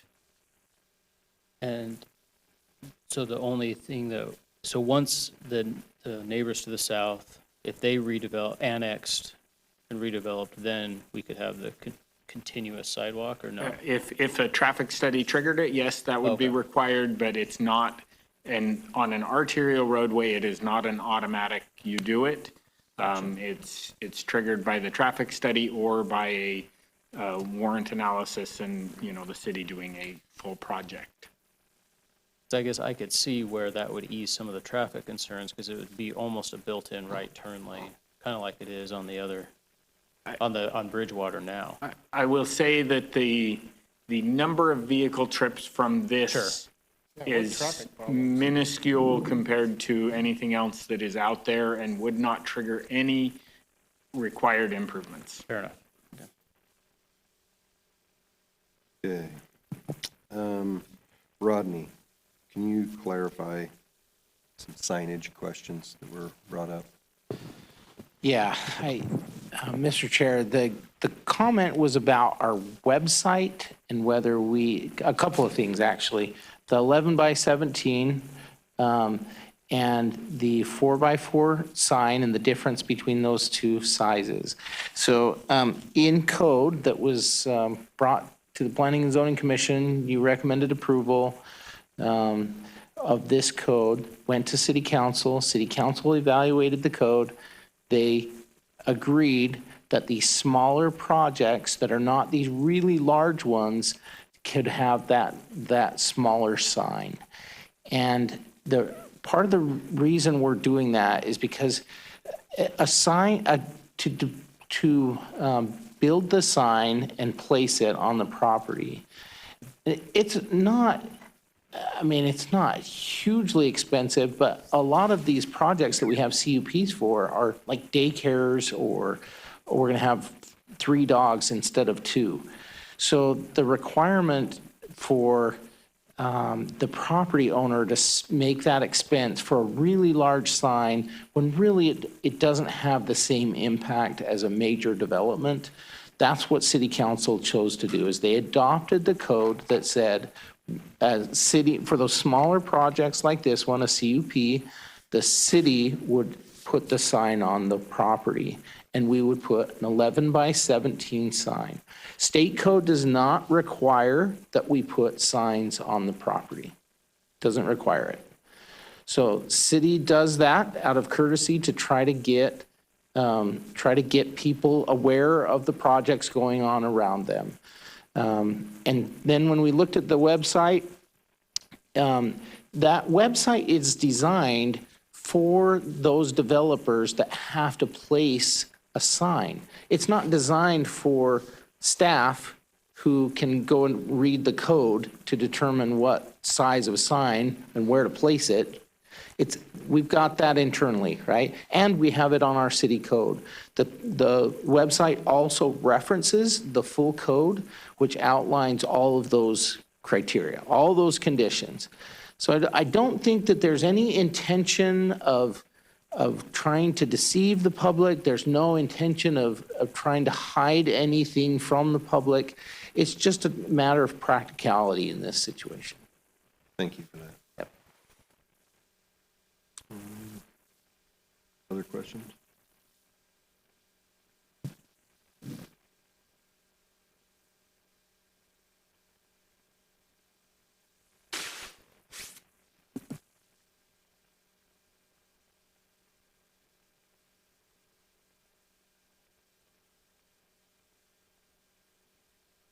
You guys love to hear me talk, but I'm a little worried about it changing the residential nature.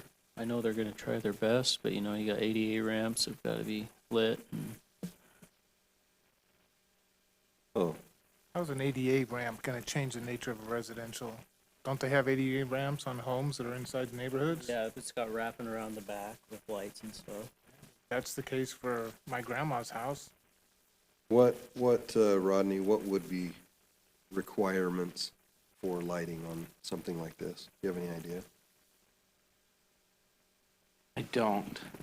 Christy, do you have an idea there? Well, lighting requirements in our code in general speak to what they call shielding, that directs the light down at a 90-degree angle so it doesn't spill onto other people's property. There's generally a light evaluation or a light measurement plan done with the building permit that we receive, so we can make sure that there's no spillage onto the other property. So in a situation like this, could we require that no pole lights be installed and it's only residential style lighting? Because when I'm imagining Absolutely. a parking lot, Yeah. you imagine the big tall pole with the crane, and even if it's shielded, that's still not going to completely solve any lighting issues or Absolutely, overlighting. you could condition that. The other thing we probably have to keep in mind is that just because you can see a light doesn't mean that it's spilling onto your property. Right. So, there's a measurement tool that outlines that. And Well, and if they were to feel like the neighbors felt like something was out of line and it was spilling onto their property, we have measurement tools. We can take a look at that. That would be a complaint against the CUP, right? That doesn't follow. So if you wanted to place a condition to say, low-level residential, pedestrian level lighting, you can certainly do that. Sure. Yeah. To finish my comment, sorry. Yeah, go ahead. So would this, After Matt. huh? Just a second. I'm just responding to this. Do they have to get a building permit, and what would be required? Like, because you're talking about a photometric plan, right? Where they have the site and they have all the measurements to show what those light levels would be all over the site. If that's not part of it, that is a way that you could condition it and say that they have to get a photometric plan to submit. I think I wouldn't be as worried about this if it wasn't in combination with being on the very edge of town. And I think the point about the response time is valid. I think those are my concerns. I think each of those two things together make me a little hesitant. I'll be happy to listen to you guys convince me why it's still okay. How do you I'm not saying we must deny this because of that, but that's what's on my mind. How do you mean the lighting part in connection Just because with it's two small concerns, it makes it a medium concern, I guess, maybe. No, I mean, like you said that it's on the edge of town in the response times.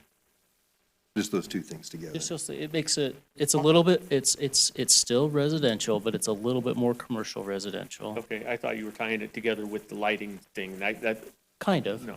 But Well, I think the concern too, lighting, I understand. I mean, but when the neighbor across the street from my house, and I live in a subdivision, when he turns on his front porch light, of course I'm gonna get some residual light. Right. But what I think their concern is mainly is they don't wanna see 3 or 4 big parking lot lights that then light up their entire backyard, and there's no way to shut them off because they're on when the sun goes down and off when the sun comes up. So I understand those concerns. That's why I said if we have something in Which all there that stuff's in code already. residential lighting only. And that's what they That's said not- they want to do. Right, but that's not specified exactly. So specifying residential lighting only gets rid of those big high arcing parking lot style lights that I think is the main concern, so. Could you specify a height restriction? What's already in the building code? I mean, we don't need to add more than what's already in there, right?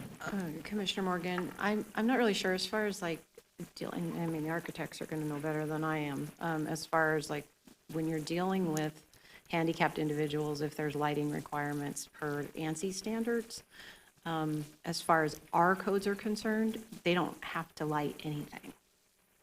Well, we're not worried about what they have to light, we're worried about a maximum lighting, I guess. Right. And so as far as handicap stuff goes, if the building code requires them to do it this level, that level, whatever, to make it safe, there may be a standard there. I don't know what that is. And I think you could probably, with the deal that Matt said, I think you could probably light it just in a different way. Instead of putting a high arcing light, you add 3 shorter lights instead of 1 big. So I Do think, we want to condition that, I guess, is. Chairman?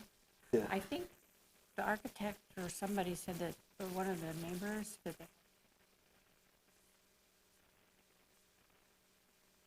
about their lighting on we their have to other open ones? public hearing again. Or we can't do that because we closed the public hearing? Okay, I didn't know, sorry. I don't think the lighting's a big issue. I mean, I've got 5 lights in my backyard that are motion censored. When they come on, you can see everything in the backyard, but they're fence height. They're 6 foot, they're at the fence. And if any of my neighbors are listening, they all point down into the grass, just in case. So I don't think the lighting is that big of an issue. I mean, this is still an RS6. I mean, it's residential. Yeah, there's gonna be a few more people there. The question I had about lighting was, there any requirements from health and welfare for a facility of this type when it comes to just safety concerns? But Well, and I think that's where we could limit the height, because I don't think there's gonna be anything as far as that goes, that says you have to have a 12-foot high pole light. It just says the lighting has to reach, Oh, yeah, you can certain put lights up spec and down the standards. driveway and around the sidewalk and light Yeah. all the paths up, and it'd be plenty of lights. I really don't have any concern about the lighting. And the parking, I mean, the traffic, I mean, you got a space for 7 cars. I doubt you're gonna have 15-car trips in and out of there part of the day. That, and a turn lane, I'd rather see a turn lane at Airport and Happy Valley than anywhere else in this city. But, and what was your other concern? Oh, the response time? You know, I'm not gonna sit here and pontificate on how the fire department operates, but there is a fire station at Sunny Ridge and Greenhurst. So if there's a train coming, I'm sure the fire station on Happy Valley, north of the railroad tracks, will give them a quick call. Say, hey, can you respond? The other development that someone had brought up with the concern about the response time, that was a whole different issue, because there were Yeah. so many, that was a huge development, and the It was a response time hundreds of would've been acre proposal, so. impacted there.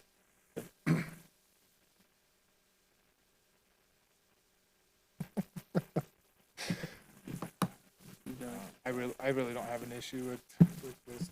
I do appreciate the applicant listening to the neighbors, because had it become an addiction recovery house, that's a whole different ballgame. But the impact of senior citizens, But you, we're all getting there at some point. Low noise, I mean, they throw a party, good for them. what scares me more than anything else is at 2 o'clock in the morning, somebody's in their bed smoking and sets the room on fire when you got 13 people. We can't control those I know, that's what I'm things. saying, but that's what scares me more than anything else, we have no control over that. So we can live with that, we certainly can live with this little bitty lighting problem. I don't have an issue with it. Anyone else have any? Go for it. Okay, then I'll make a motion that we approve the project. Was there anything on the lighting? I just want to make sure, did we want to add anything on If you the don't, lighting? if you don't think it's a deal, I I mean, I don't would think just, personally, but I'm just one of 9 up here, so. I was just throwing out ideas about how you could ensure that it was gonna be taken care of, but Well, if it becomes an issue. Residential lighting style is Yeah, what I would residential say. lighting style. And if it becomes an issue, certainly bring it to Rodney's attention. So I move to approve the project as stated on the screen, and we'll add the condition that any lighting that's installed will be residential in conformity with other residences around that area. could add that it is shielded. That Well, I way think in it directs conformity downward. with, Huh? if their neighbor doesn't have anything shielded, why would they need to have something Yeah. shielded? I think residential style should be. Yeah, residential style in conformity with the residences around that area is my motion. Second it. Okay, it's been moved by Kirkman, seconded by Copeland to approve this. All those in favor? Aye. Any opposed? Okay, motion carries.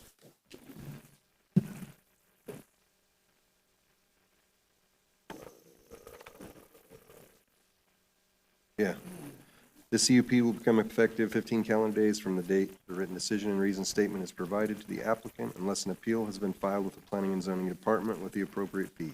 No action should be taken on the CUP until the appeal period is concluded. The applicant must confirm with the Planning and Zoning staff that there have been no appeals. Thanks, guys.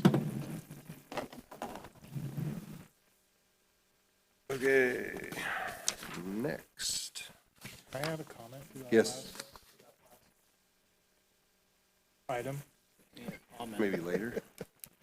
No, I was gonna mention something about the bus stop. There was some concern about that. They can request those moved. Okay, next item, 3-4, subdivision preliminary plat approval for Greenhurst Cottages subdivision in an RMH zoning district addressed as 2321 Sunny Ridge Road for Marcel Lopez, Conger Group representing Sunny Acre Partners LLC. Applicant here, go ahead and come on up.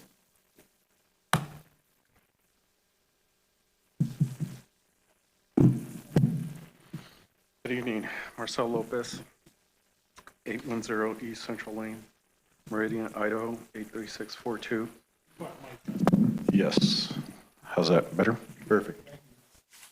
Want to thank the staff. It's been a long time coming. I think we've gone through a lot of steps to get here tonight before you with this preliminary plat for our 43 residential lot parcel, which is located on the southwest corner of the intersection of Greenhurst and Sunny Ridge Roads. My presentation is short, so just go through a little bit of the history. So the proposed Greenhurst Cottage is an infill development that's already gone through the key land use steps necessary to support this neighborhood.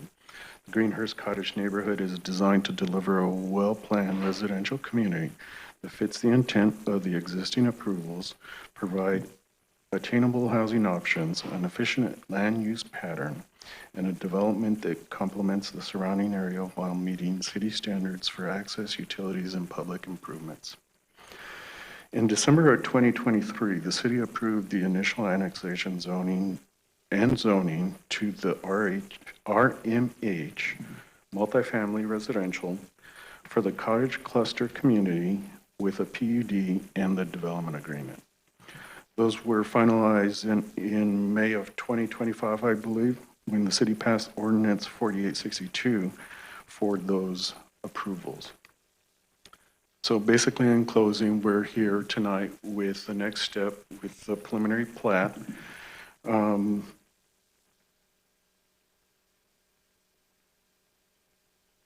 That conforms with the prior approvals, including the development agreement that's been signed by the city, executed by the original land developers. And so we respectfully request the commissioner's approval of this preliminary plat for the 43 lots under the conditions outlined in the staff report. We do appreciate your time, consideration this evening. Thank you. Thank you. We'll call you back up when we're... Okay, Candace, you're up.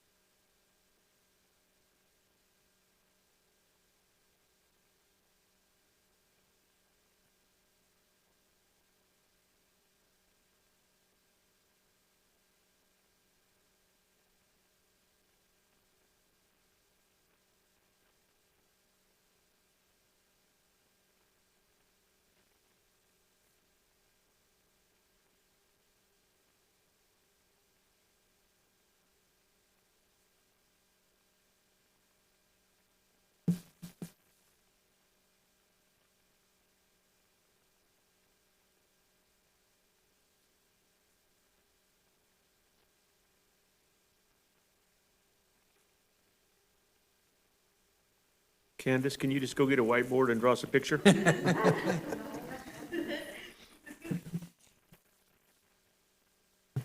Sorry, I apologize. Technical No, difficulties. it's okay. User error, it's late. Okay. Good evening, Mr. Chairman and Commissioners. My name is Candace Fry, Assistant Planner for the City of Nampa. The request before you this evening is a subdivision preliminary plat approval for Greenhurst Cottages. The original concept is 43 cottage-style, single-family detached dwelling units on 3.06 acres. The property details: the property is currently within Nampa city limits and is zoned RMH, multifamily residential. The surrounding zoning to the north is BN, neighborhood business, and that's Greenhurst Crossings. It is in part of this whole development, but not part of this application. To the south, it is zoned RS 8.5, single-family residential. To the east is RD, two-family residential. And then to the west is RMH and RD. The comprehensive plan designates this area as high-density residential. This property was annexed and zoned to RMH, and the property to the north was also included in that annexation request, and it is zoned BN, and that was approved in December of 2023. So the applicable regulations, this one's a little different. This project was approved and entitled back in December of 2023, so that is the codes that we used for this analysis. So it's not current code, it's back in 2023 when it was first approved. So the lot size in the RMH zone that was approved for single-family detached dwelling units shall be 2,500 to 5,000 square feet, and we will go more in depth later on in this presentation. Staff analysis, the overall site area is 3.04 acres, and they are proposing a total lot count of 43. And then the staff analysis of the plat, as mentioned before, lot sizes for single-family detached dwelling units shall be 2,500 to 5,000 square feet. A PUD application was included in the original submittal and application packet, and that was approved, and a PUD can increase or decrease the lot size by 20%. So what you see on the screen is a breakdown showing if the lots were reduced by 20%, it would be this number, and then if the lots were increased by 20%, that number is also shown. And then the largest and smallest lots that are included on the plat. The parking, so according to the Chapter 10, 26.4.e, off-site parking, they are required to have 2.5 spaces per dwelling unit, so 2 spaces per dwelling unit, and then the remainder of that is for guest parking. We also have a requirement for covered parking. The required number of stalls is 107.5 spaces, and the applicant is providing 108 parking spots. Landscaping, the landscaping plan has been reviewed by the city forester and planning staff. An irrigation plan was not included in the plan set, but it is listed as a condition and it's in there as well. Open space, the central common courtyard area was in the previous code, and that shall be at least 500 square feet per dwelling unit. So further down, you can see the 500 square feet times the 43 units, which that comes out to a minimum of 21,500 square feet for the courtyard area. And the number that they are providing is over 25,000 square feet. Correspondence, we did not receive any public comments, but we did have department comments. The engineering department had comments on drainage, utilities, and access. And then utilities have the capacity to serve this property. The fire district mentioned that this development is located approximately 0.2 miles from Nampa Fire Station 2 with an approximate response time of 1 minute.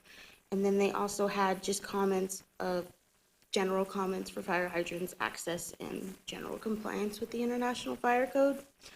The Nampa Forestry Department had comments about requesting a different type of tree because the one they had in the landscape plan is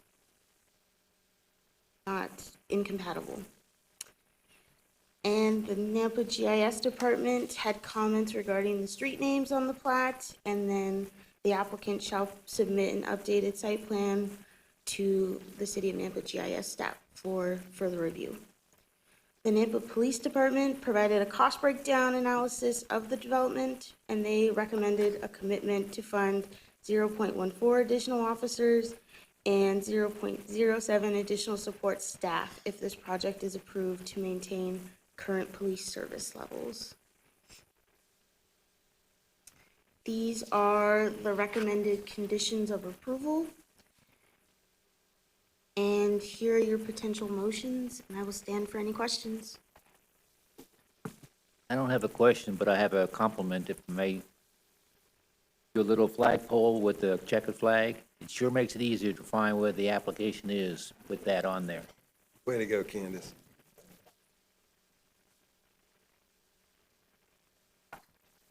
Otherwise, great job. Question, anybody? Okay. Is there a sign-up sheet? I think so. Is there anybody who would like to speak for or against or undecided on this proposal? Okay, Mr. Lopez, do you have anything to add? Do you have any questions for Mr. Lopez? Nothing to add at this point, thank you. Yes.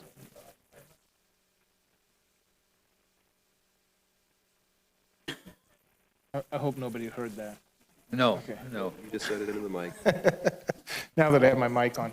Where's the parking at? They're not, the parking's, Behind the houses. they're not, So I went through mine real quick, but we do have a nice little color site plan if we can pull that up. because I'm looking at pictures of a potential product, but there's no parking in front of them. And then I'm looking at the plat map and all of the houses butt up next to each other.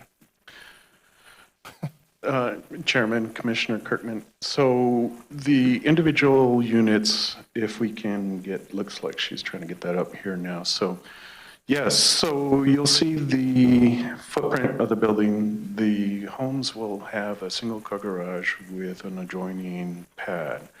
There's additional guest parking on the northern private street. You'll see there the little notch right below where it says Block 1. That's additional guest parking. And then there's 2 additional parking spaces on the south side of, it's numbered Lot 30 and 40. All right, it's just that this particular map I'm looking at was, just had the rectangle outline, so I get it now. Not great, Appreciate yes. that. That's all I have. Okay. Any other questions? Okay, thank you, sir. Appreciate your time. I would take a motion to close the public hearing. Second. It's been moved by Kehoe, seconded by Garner to close the public hearing. All those in favor? Aye. Any opposed? Okay, public hearing is closed. Here's my only comment.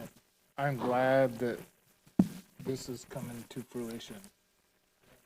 I think Nampa is ready for a development like this, and I appreciate your steadfastness in keeping this thing moving.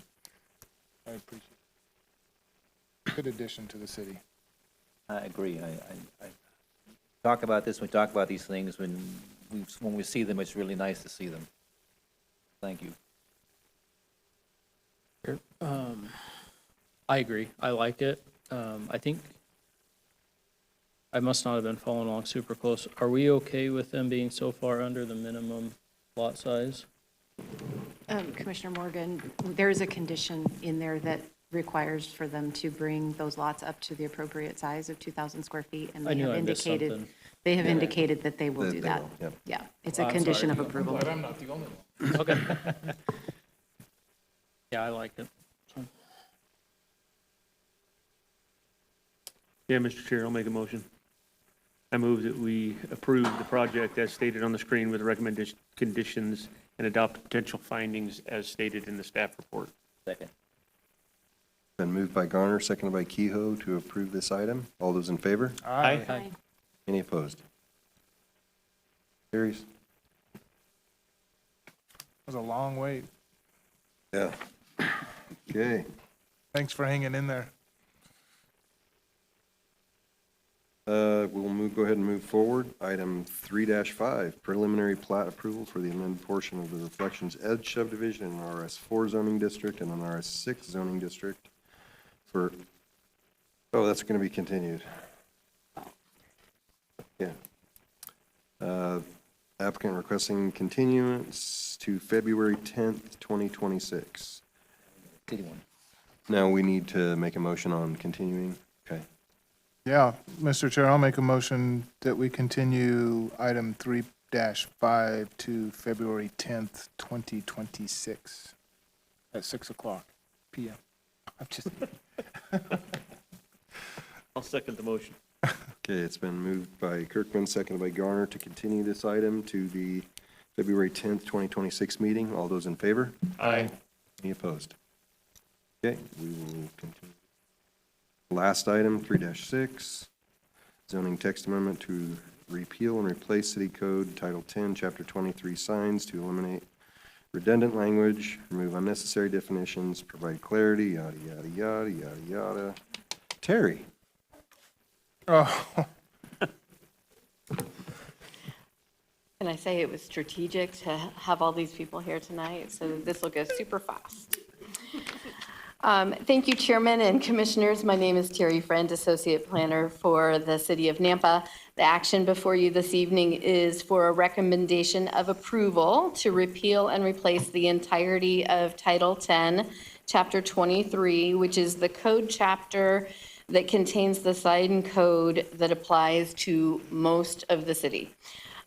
Just for clarity, Chapter 23 does not include the sign code for the newly defined Central Nampa zoning district.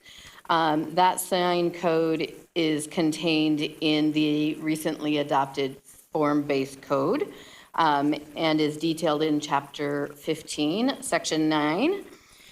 In addition, there are some specialized sign code requirements related to our specific area plans that are found in Chapter 31. We're ignoring those two extras tonight, and we're only looking at changes to Chapter 23.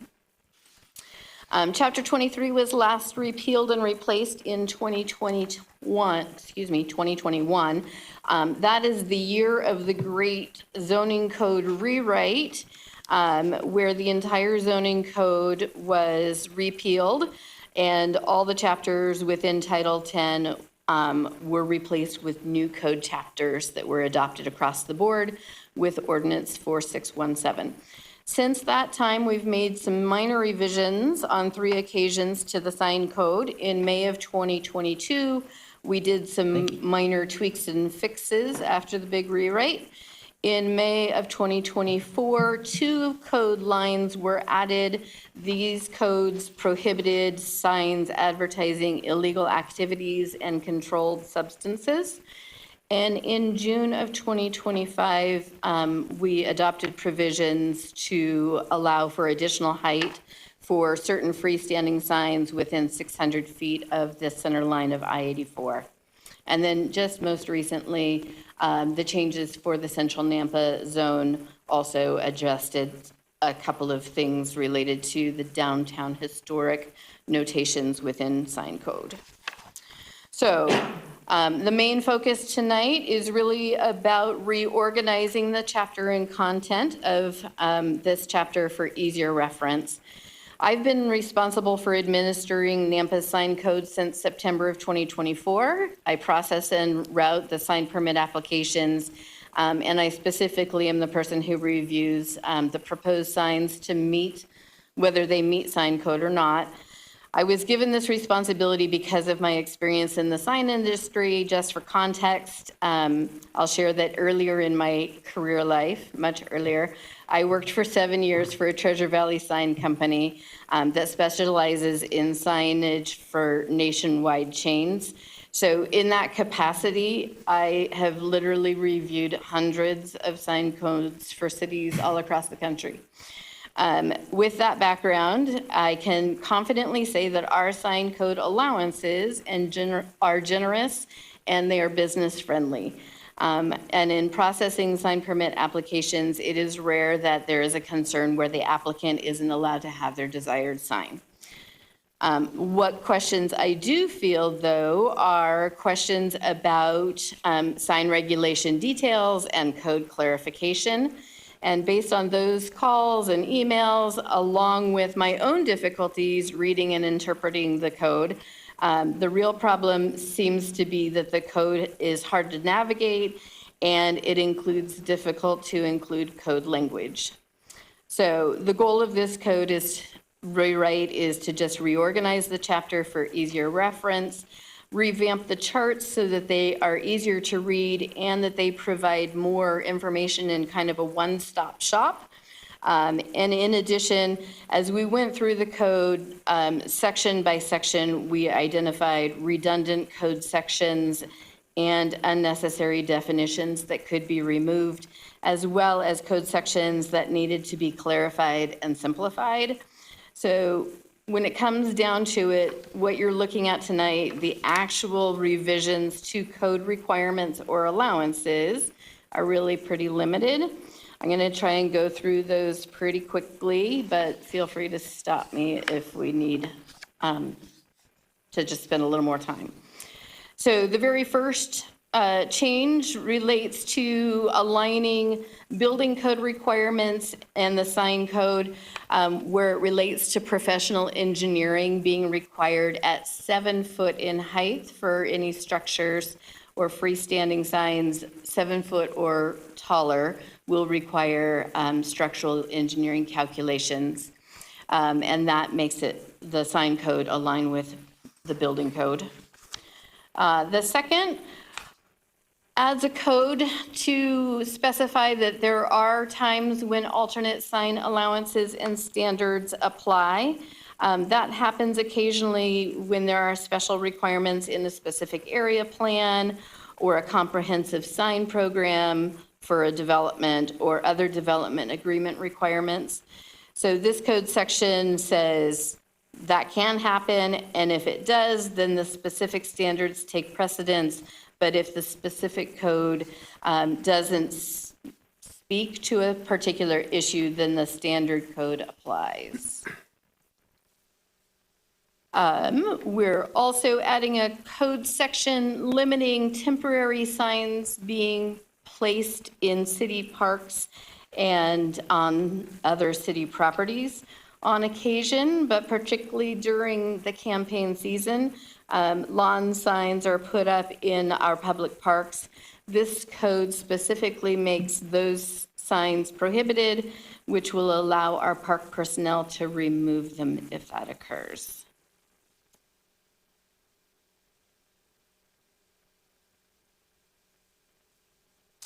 Next, we're adding a code section that lists drive-through signage under exempt signs.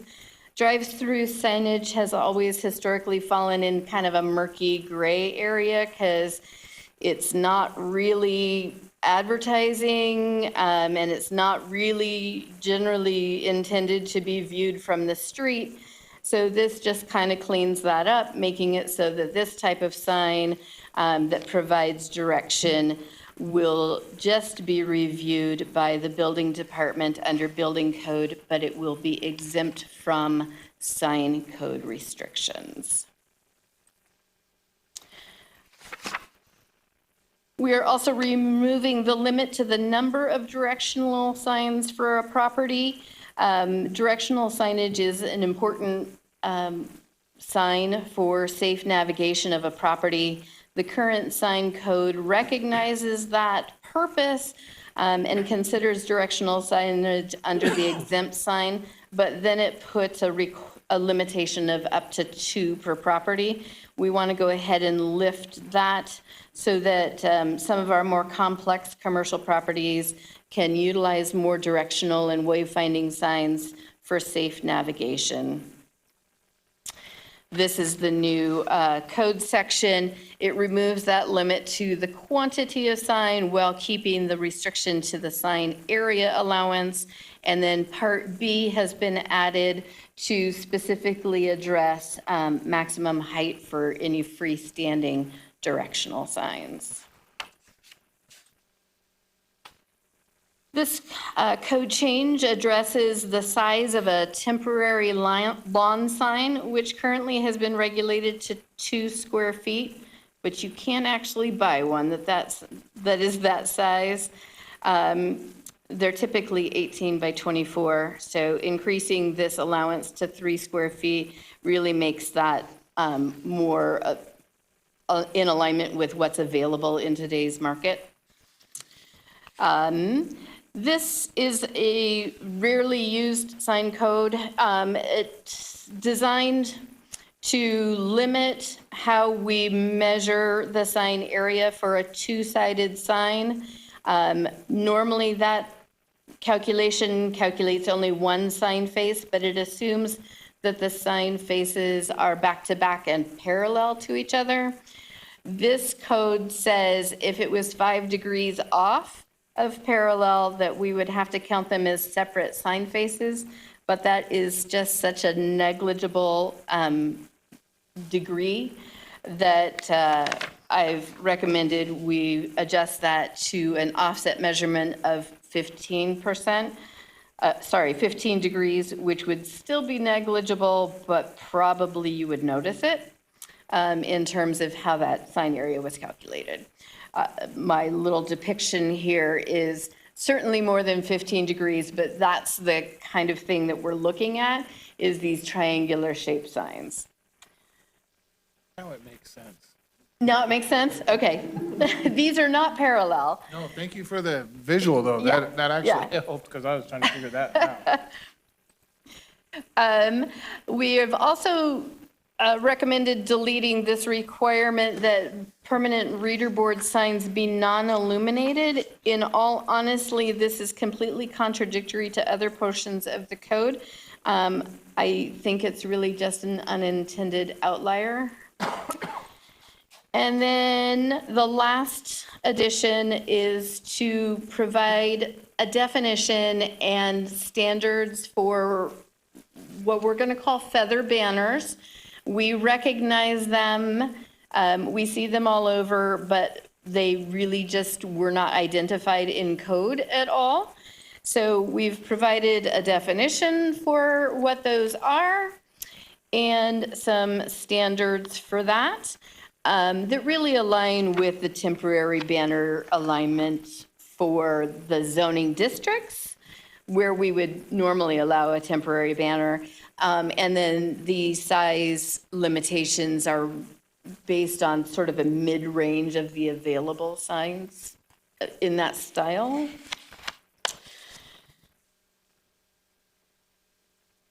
All right. Excuse me, Terry, on that specific one, is there a length of time that the temporary sign is allowed, or do we have that yet in?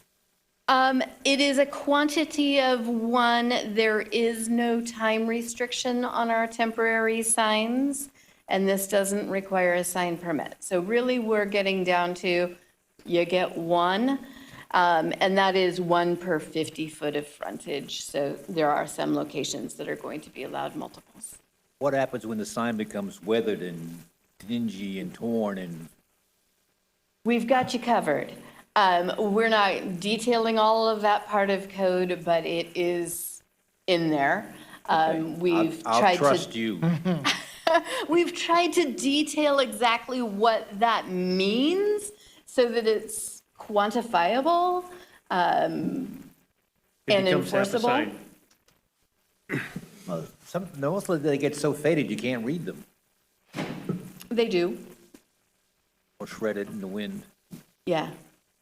They are temporary by nature, if not by our code time restriction. Thank you. All right, we are allowed to amend zoning code based on Title 10, Chapter 2, Section 3.d.1, which says that if the planning and zoning and the city council find that the proposed amendments are reasonably necessary and in the interest of the public and in harmony with the goals and/or policies of the adopted comprehensive plan, we can adopt a code change, which must make you wonder what the comprehensive plan has to say about signage, and it does actually speak to that. There's about 3 paragraphs in there. I boiled it down to the most applicable here, which I've highlighted in blue. Properly designed and placed signs should provide an easy and pleasant communication between people and their environment and avoid visual clutter. And two reasons to adopt sign standards is to ensure that the signs are designed, constructed, installed, and maintained to assure public and traffic safety, and to allow adequate and effective signs without dominating the visual landscape. So I think we can safely say that the proposed changes are reasonably necessary. They're in the interest in the public. And they are in harmony with the comprehensive plan. Going the wrong way. Here are your potential motions. I'm happy to stand for any questions. So we got a quick question. Barry, what about the You all fan-driven can go. balloon guys? Oh, But does, Okay, I found this on the Hey! It thought I said Siri, not Terry, I guess. Those type of signs are still allowed. They are supposed to be permitted, and they have a 90-day per year use restriction. That's what the current code says. those feather fans or feather signs, the triangle visual, the visual triangle, whatever, what is that? Vision triangle? Yeah, vision triangle. What is, The vision triangle basically is Yeah, so what am that I you don't looking at? obstruct anything within that 40 by 40 foot triangle on either side of the driveway. You don't So that you block can traffic, you see can't see a car traffic coming. going each way. Got that far, but- Yeah. but more often than not, those feather banners are blocking traffic. They move them out to the corner of the street. I know they're not supposed to be in public easements, right-of-ways, all that kind of stuff. But it's not specific, at least I don't see it. Well, it says minimum of 5 feet from any other temporary or permanent sign not allowed in public right-of-way easements or vision triangle. But, I mean, is there a vision, if you use a vision triangle, every time you come up to an intersection, there'd be no signs because, I mean, Mr. you got a Chair, vision triangle that would cover that whole intersection. Mr. Chair, Commissioners, square. the vision triangles are dependent on the speed limits on the adjacent streets. And so you are correct. There are areas that, yeah, you could have some problems getting any sign out near the edge of the road. Typically, when we're measuring vision triangles, if it's a stop-controlled intersection on one side, we're measuring 13 feet back from the curb line, and that's where our triangle starts from. And so as long as you're not having that right out on the street, you can get outside of that vision triangle fairly easily. It's just when they do place them right out there by the curb or the back of the sidewalk, that's where we end up with an enforcement issue of, hey, you're in the vision triangle, you're causing a safety hazard and that. Somebody's walking around with a protractor figuring out. Well, we can, I mean, we were going to make a motion to have Kehoe called. That's true. So Get him on it. he could actually be your guy for Okay. the Absolutely. vision triangle too. I had no idea I would know this much about signs at the end of today than I do now. And I got to commend you, Terry. I mean, that's just a sign expert. That's pretty dang cool, It was I worth think. getting up today. There's a lot more technicalities involved with this than I ever thought possible. Anyways. Cool. Madam Clerk, do we have a sign-up sheet? Is there anyone here that would like to speak? You're the only one left. I told you. It's fascinating stuff. Okay, seeing no one, I would take a motion to close the Mr. public Chair. hearing. Yes. I move to recommend approval. We got to close public hearing first. I make a motion that we close the public hearing. I move we close public hearing. It's been moved by Garner, second by Morgan to close the public hearing. All those in favor? Aye. Any Aye. opposed? Now, what do we think? I move to recommend approval of the code changes as stated for approval on the screen with the proposed findings. Second. It's been moved by Kehoe, seconded by Kirkman to recommend approval for the code changes. All those in favor? Aye. Any opposed? What is your new job down there? Mr. Chair, I would make a recommendation to close the meeting. Good enough. Second. Make a motion to adjourn? Adjourn. Oh, to adjourn. To adjourn. Second. It's been moved and seconded. Let's go home. Morgan. I'll never make that mistake again. Better not. It's the most important motion of the night.